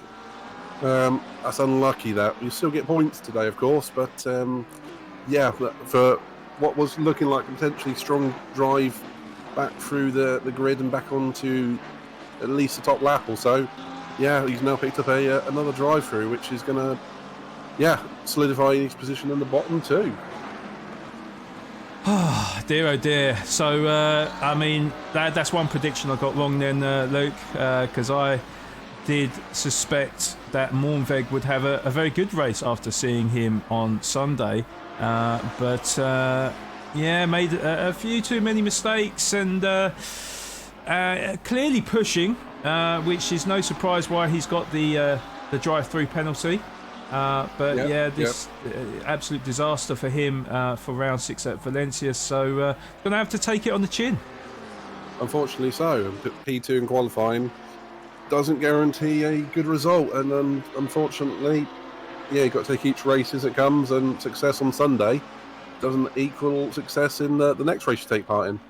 Yeah, that is racing for sure. We're just looking at the battle for P12 at the moment, Luke. So Trotman in P12, Van der Waal still just under a second behind in P13. We've got Brown, who is just behind Van der Waal now in P14. Of course, all these drivers have made their mandatory pit stops, so they are fighting for position now, and it is starting to heat up. Absolutely. And it looks like most drivers are in this section of the race course, so it's a very busy couple of corners at the moment. Oh, someone's wide. Is he just allowing him through? I couldn't see who that was. 161. That's Van Uffel. Van Uffel. Yeah. Okay. So that would be there's a lot of lap traffic and racing for position at the same point at the moment, and as Mormode comes round as well. Yes. It's very hard to keep track of what is going on and what corner and who's on what lap and what distance the driver in front and behind. So we'll bring you the best as what we can. Yeah. But there is a lot going on at this point. Despite it being a 90-minute race, it's all still happening. As Van Uffel goes very wide in the final corner. And Mornweg serving his drive-through. Must be sick of the sight of that pit lane, Luke. Mornweg. Yeah, by my count, it's the 5th time through the pits today. Wow, that's unbelievable. It might be the 4th, but at a certain point, it's just like you lose track. You'll certainly be glad to see the back of that pit lane for sure. Yeah. Van Uffel seems to be struggling because I've just seen him go very wide out of turn 1 as well. So that is 2 successive corners that he's gone really wide out of. So again, maybe another race to forget for Van Uffel. Still going to get points. Which is going to be important for the championship position. But we are keeping an eye mostly on the top 4 because they're the ones who are fighting for the championship in the last remaining rounds. Yes, we will get on board with them very shortly. Brown actually getting a little bit closer to the back of Van der Waal. Van der Waal still stuck behind Trotman, but the gap has extended a little bit from Van der Waal to Trotman. It's about 1.3 seconds at the moment. But it does look like that Brown has got a little bit more pace than Van der Waal in P12, and Van der Waal will have to be very wary of him. Although, in saying that, it may be the case that Trotman made a little bit of a mistake there because that gap has now come down to, it says 7 tenths, so I think it's a little bit less than that at the moment. But as they go through turn 1 at the moment, Van der Waal didn't really go too wide out of turn 1. Trotman actually got a lot more speed out of turn 1, so I don't know how many track limits warnings that Van der Waal has had. Maybe he's on 2 and that's why he's being a little bit more cautious perhaps, Gordon Brown did get a better exit out of turn 1 and he is closing fast on Van der Waal. Absolutely, that's about what's going on, this freeway fight for P11 at the moment. And there is, you've got to be careful with those track limits, as you said, Sean, and it does look like it's caught out a number of drivers, as it sometimes seems to do, but they're all trying to behave depending on how many warnings are on at the moment. Indeed, and this is not going to help Van der Waal's nerves, of course, as not only is he trying to avoid track. Oh my God, it gets too much of the inside curb there, Van der Waal. The car bouncing about, and that is going to lose him time as we approach the final turn. And Brown, it looks like he got a really good line out of the final turn. Not sure if I don't think he's going to close that gap on Van der Waal, but he should get a little bit closer to the back of him. But of course Van der Waal has got the slipstream to Trotman as well, so that will be pulling him along as well. So almost like cancelling each other out. But Brown going very deep and very close to the back of Van der Waal. He really is applying this pressure now, and I kind of feel like, Luke, it's only a matter of time that Brown will seize an opportunity and try and grab that P12 away from him. Absolutely. I think Van der Waal's feeling the pressure. The only thing Brown's got to deal with is the turbulence off the back of the car in front, which is obviously coming onto the final corner. It's the last place you need it, but one good exit, one from Brown, one bad exit from Van der Waal, and he should be through. We've had Kleiber, who's just served his final pit stop, by the way. Okay, so Kleiber rejoins the circuit then in P7. Oh, I say, yeah.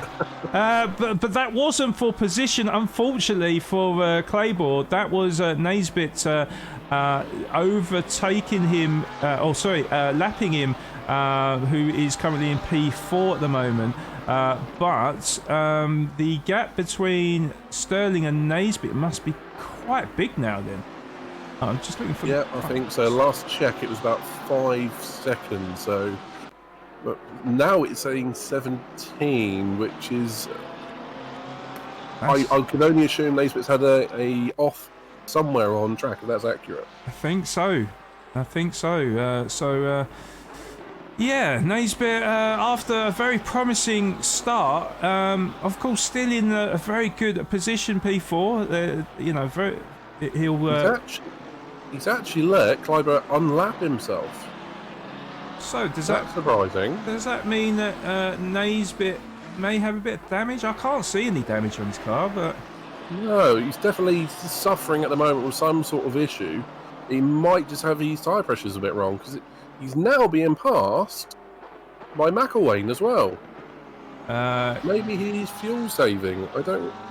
There was something going on there. Yeah, it could be. It could be the tyre pressures. Maybe didn't.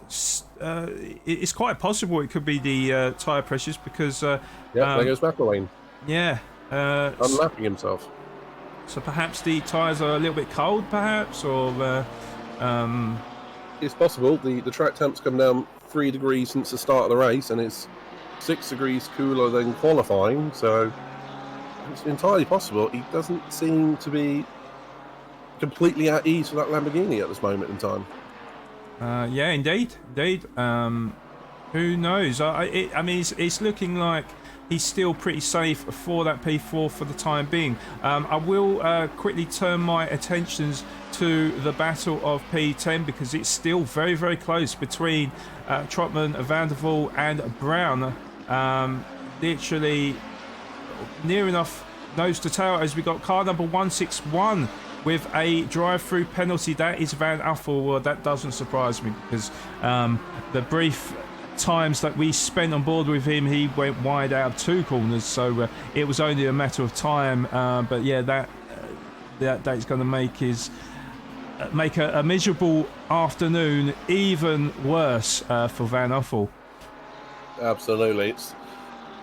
Yeah, if you're going to push those limits, you're going to end up with a second or even third drive-through penalty. I've got to say, I've just been having a quick look at the championship lead at the moment, and it looks like Sousa's going to be extending that lead. Rakowski staying in second, but the big movers this week will quite possibly be Prentice and Sterling, and, well, Naisbitt himself, and...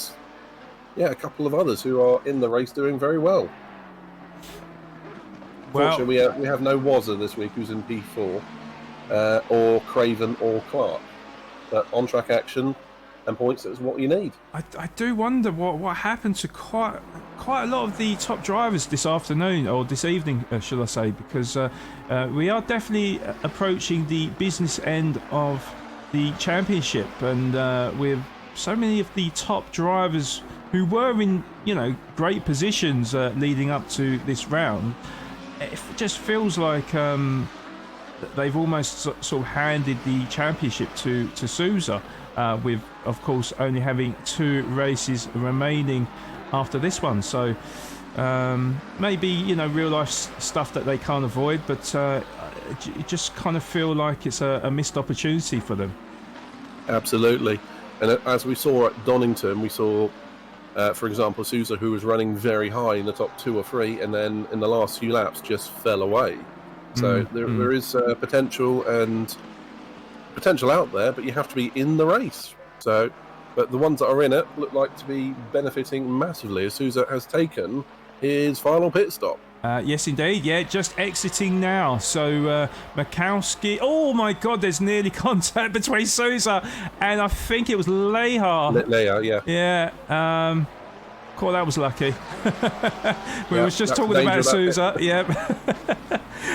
Let's not commentate cursory at the championship leader. No, exactly. But so that does mean that Mikowski is provisionally the new leader. We are down to just under 9 minutes left of the race. So there is 7 minutes 45 seconds left of the pit window. So this could be, it's only 3 drivers that hasn't pitted so far, so I do suspect they will be pitting in the next lap or 2.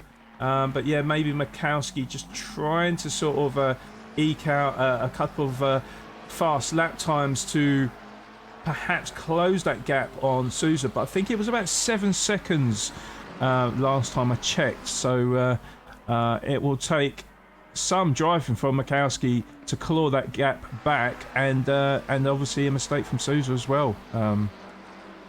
Yeah, I think so. And those 2 were separated in qualifying by 65 thousandths of a second. Wow. So if anyone can do it, it's going to be... No, sorry, that was Mornweg. It was only 1.1, just 1/10 to Mikowski. My apologies. But if anyone can do it, it's got to be done now. And now is the time to push, as the track temperature has stayed at 23 degrees, so there's going to be no rapid time increases from a perfect set of tyres for a remaining stop, but now's the time to push. Yes, indeed. So yeah, just wait. Oh, a little bit of a wiggle there from Sousa out of that exit there. Did for a moment there looked like he was losing control of the car, but manages to regather control of the car. So maybe losing a 10th or 2 out of that turn, but not too much harm done to his race, of course. But yeah, we've... Oh, Brown has got Van der Waal. And yes, there you go, Luke. There you go, Luke. There you go. Brown has made the move then on Van der Waal just in time then. So Brown up into P11 then. Trotman... Van der Waal ran wide on turn 1. Ah, okay. Do you know what though? Trotman is caught up to the back of Callaghan, who is in P9. So with Brown not too far behind Trotman, potential of a 9th position here. Trotman... Absolutely. I thought Callaghan was a bit further free of this tailing group, but either way, heading back towards Trotman, that's opportunity for these 3 chasing drivers. Yes, indeed. As Townsend pulls to the side to allow the faster cars through, but yeah, we could have a bit of drama towards the very end of this race, with just under 6 minutes remaining. I do believe that will be about 4 laps remaining of the race. So anything can happen in these closing stages, but Trotman gets a really good exit and is all over the back of Callaghan as he looks to stick a nose up the inside. Of course, he's not going to make the move, but just to show a bit of pressure for Callaghan as he goes wide out of turn 1 as well. That is not going to help his cause, of course. So, yeah, Trotman with a late charge really smells that P9 right now, and well, Callaghan is going to have to hold it together if he's going to hold on to that P9, of course. Yep, got to absolutely hold his nerve. We've had Naisbitt take his final pit stop. We only have Mikowski and Sterling left to pit. Indeed, indeed. But where does that put him out afterwards? Because Prentice was 54 seconds behind. So not 100% sure if that is a big enough gap for Naisbitt to reclaim P4 or not. I think it's going to be quite tight. I think he will have P4 though. Yeah, I think you're right on that. Oh, Naisbitt's fallen behind Prentice. No, Naisbitt's still in the pits. Oh wow. Is this a late retirement, or has he just had massive damage? I mean, he's got no... I can't... Well, I sort of see damage. I think it might be damage on the back, but it doesn't look substantial. Let's just hope for Naisbitt's sake that it's not a glitch to the game, because I did read in chat or in the Discord server that Jay was, I think it was Donington, he had a glitch. Do you remember when you said he was reversing down the pit lane? Yeah, well, apparently it was a glitch or something, and he wasn't able to exit the pit lane. I'm hoping that that's not the case with Naisbitt here, but yeah, he's definitely lost out on many positions here. We've got Prentice now up into P4, of course, now. Yeah, that's a shocker. That is a shock. Mikowski's pitting as well, so yeah, all drama going off here in the last 4 minutes. Yes, because Sterling is also into the pits now as well, so Sousa will get in front of Sterling. We're going to keep an eye on Sousa now, because it's just coming across the start-finish line. It's out, I think. Naisbitt's back on track. Oh, he's out. But the computer is not showing as him taking that final pit stop. Okay, that is really weird. I think we are seeing some glitch here for some reason. All the other drivers are showing as having had the allocation of pit stops. Well, let's just hope for his sake that he has actually taken that, on his screen, he's taken that pit stop and it's just a glitch our end. Could be. Yeah, but that has obviously changed the grid order here, because Sousa is in the lead at the moment. 12.4 seconds is the lead over Mikowski in P2. Sterling is in P3 with Prentice up into P4. Daybell in P5. Kleebor in P6 with McElwain. Brown Trotman. Oh, and Brown's in front, yes. Brown's in front of Trotman as Trotman went wide, it looked like there. So Brown into P9. I thought that it was Trotman that was going to make the move on Callaghan. Yep. He seemed to run wide, and then Brown's just dived down the inside and took the place off him. But it's now going to be Brown on the back of Callaghan. Yes, indeed. So we have definitely got some late drama here at Valencia, and wow. Let's definitely stay on board with this one, because it does look like this is the only... Well, I say the only battle. Lehar is just behind Klassen as well, but in fact he is all over the back of Klassen actually. But I think we do need to stay on board with this one here though, because Brown is closing on Callaghan then. For that P8, as I think this is going to be the last lap, Luke, because we've got 1 minute left of the race. It is 1 minute 30 odd for a lap time, so this will be the last lap then. Sousa is on the other side of the track. He might just get round for another lap. Yeah, you could be right, but I think it is going to be very nip and tuck. I think for these drivers it might be the last lap though. I think that's how it works. But yeah, look at Brown up the inside of Callaghan, makes the move stick. That's a fantastic move on Callaghan, and Callaghan is going to have to concede into P9. Of course Trotman will be looking to pounce as well, who is not too far behind in P10. I think we've had a retirement as well. I think we've lost Naisbitt. Indeed he has, yeah, he's gone.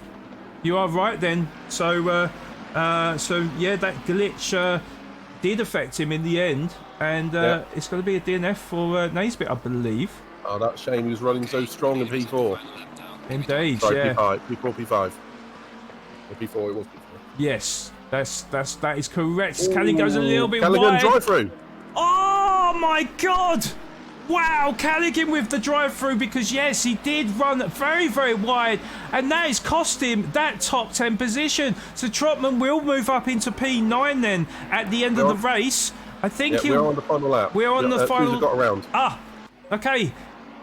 So Sousa. Oh, was he? Has he? No, he hasn't finished. He's on the last lap though. He's on the last lap. Yeah, he got around. Yeah. So Callaghan's not going to be able to serve that drive-through. That's going to be an after-race penalty, I would believe. Yeah, he'll get a 30-second there, I think. Oh, he's in. No, he'll get a 30-second still.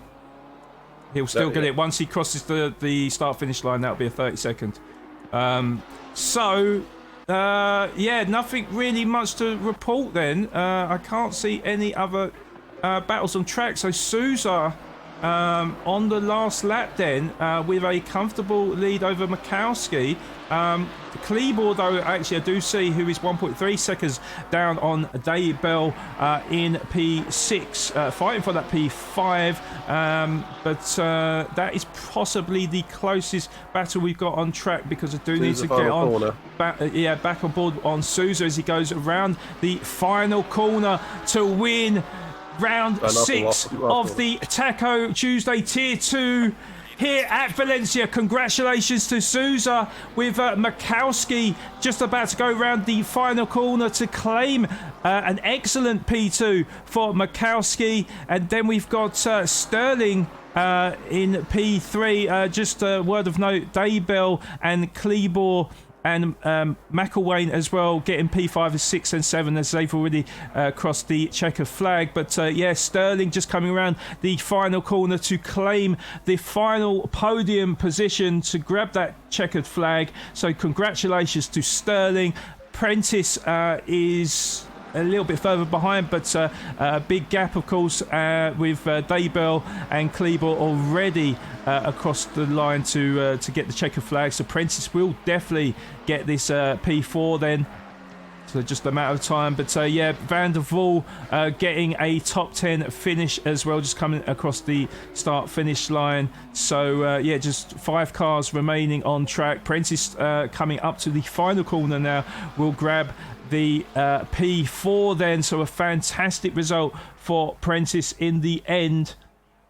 And that is all the cars. So that is the session ended. I'm just going to quickly save the replay. Just bear with me, and then we'll bring up the timetables. There we go.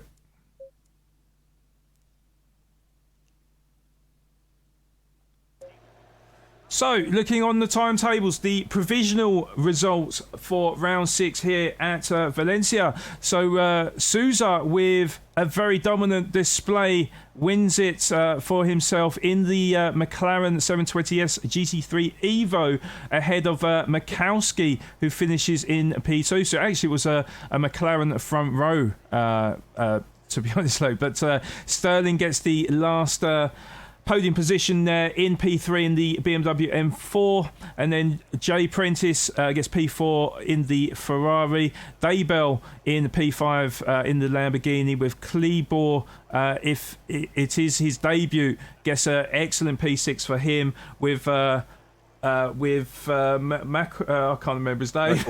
McElwain in P7. Thank you, Luke. With Brown in P8. Great comeback drive there for Brown. With Trotman in P9. Van der Waal rounding up the top 10. And then Palmer in P11. Callaghan in P12. Lehar in P13, with Klassen P14, Townsend P15, Malmveg P17. There's the confirmation of Naisbitt there, with the saying that he's still got a pit stop to run. P17 there for him, with Jorge in P18 and Van Uffel in P19. Got to really feel sorry for Naisbitt there. So unlucky. Absolutely. Yeah, at least he's classified and we'll get a handful of points for today, but that is not where he was running in this race, and not what he would have wanted. What is your final thoughts on the race overall, though, Luke? Honestly, a good Good race. Lots of good close racing in there. Most of the drivers behaving themselves. Obviously, track limits obviously being a factor again, and it's made for a lot of interesting drives with cars coming back through the pack. It's a shame that we've seen a glitch losing one driver at the end there who was running high, but honestly, a absolutely dominant win from Sousa. Great showing from especially the top four, who I think have done very well. Prentice has come through from, where did he start? From P11 all the way through to P4. So if we're to talk driver of the day, I'd be thinking somewhere between Sousa, Brown and Prentice. That'd be my honest opinions. Okay. For me personally, I think I've got to give it to Sousa, just because he was so dominant and he led the whole race, didn't he? So for me, it was a faultless race from Sousa. So yeah, I've got to give it to Sousa. There were some honourable mentions, of course, but yeah, I've got to give it to P1. So Sousa gets my vote. Absolutely understandable. And the same with the chat saying Sousa, Mikowski, and even Kleiber from Pedro. Yeah, I mean, definitely a big shout for Claybor as well. As I said, I think it was his debut, but I can't 100% confirm it at the moment. But I think it was. So yeah, definitely a good shout for him. Definitely a good shout for Mikowski, who didn't really put a foot wrong either. But I just think Sousa was that little bit better on the day, and that is why he's got my vote. But yeah, guys, just got to obviously we need to look ahead to next week. So yeah, next week, ladies and gentlemen, we do make a short trip to Belgium for the penultimate race of the season on round 7 of the FRL Taco Tuesday Tier 2 at the Zolder circuit. This could prove to be a very tense night for the drivers, as with just 2 races left of the championship. It is vital they perform and produce the best results possible. It should be an awesome night of racing, and I hope to see you there on Tuesday the 29th of August, same time, 8:15 PM British summertime, on this very channel, Formula Racing League TV2. So before we do go, guys, got to say big congratulations to Sousa for the race win, the podium runners of course, and everyone that was in a race today. It was definitely, in my opinion, was a fantastic race on show for us all to enjoy. And yeah, got to say a big thank you to the sponsors and the organisers, of course, FRL, for staging this fantastic event. I've got to say thank you to everyone in chat as well. Thank you so much for being here and keeping us company. I have to say a big thank you to Pedro as well for kind of correcting me on McElwain's correct pronunciation. So it's a good job there, Pedro. Definitely a man after my job, I think. And then, of course, I've got to thank my co-commentator, Luke. Thank you for being here. No worries, man. It's been a pleasure being here on Taco Tuesday for the 3rd week. Looking forward to the next race at Zolder, and I can only really echo what you just said. Thanks to the drivers, the chat, FRL organisation, SimGrid, and especially yourself, Sean. And thank you very much, and well done for everyone who took part in the race. Yeah, it's been a real pleasure, Luke. Really enjoyed tonight, and yeah, just a final thought. Obviously, we hopefully will see you next week for the penultimate race of round 7 of the Taco Tuesday Tier 2. So yes, Tuesday 29th, 8:15 PM British summertime. So I hope to see you there. And yeah, I've been your host, Sean Madden. It's a big thank you and goodbye.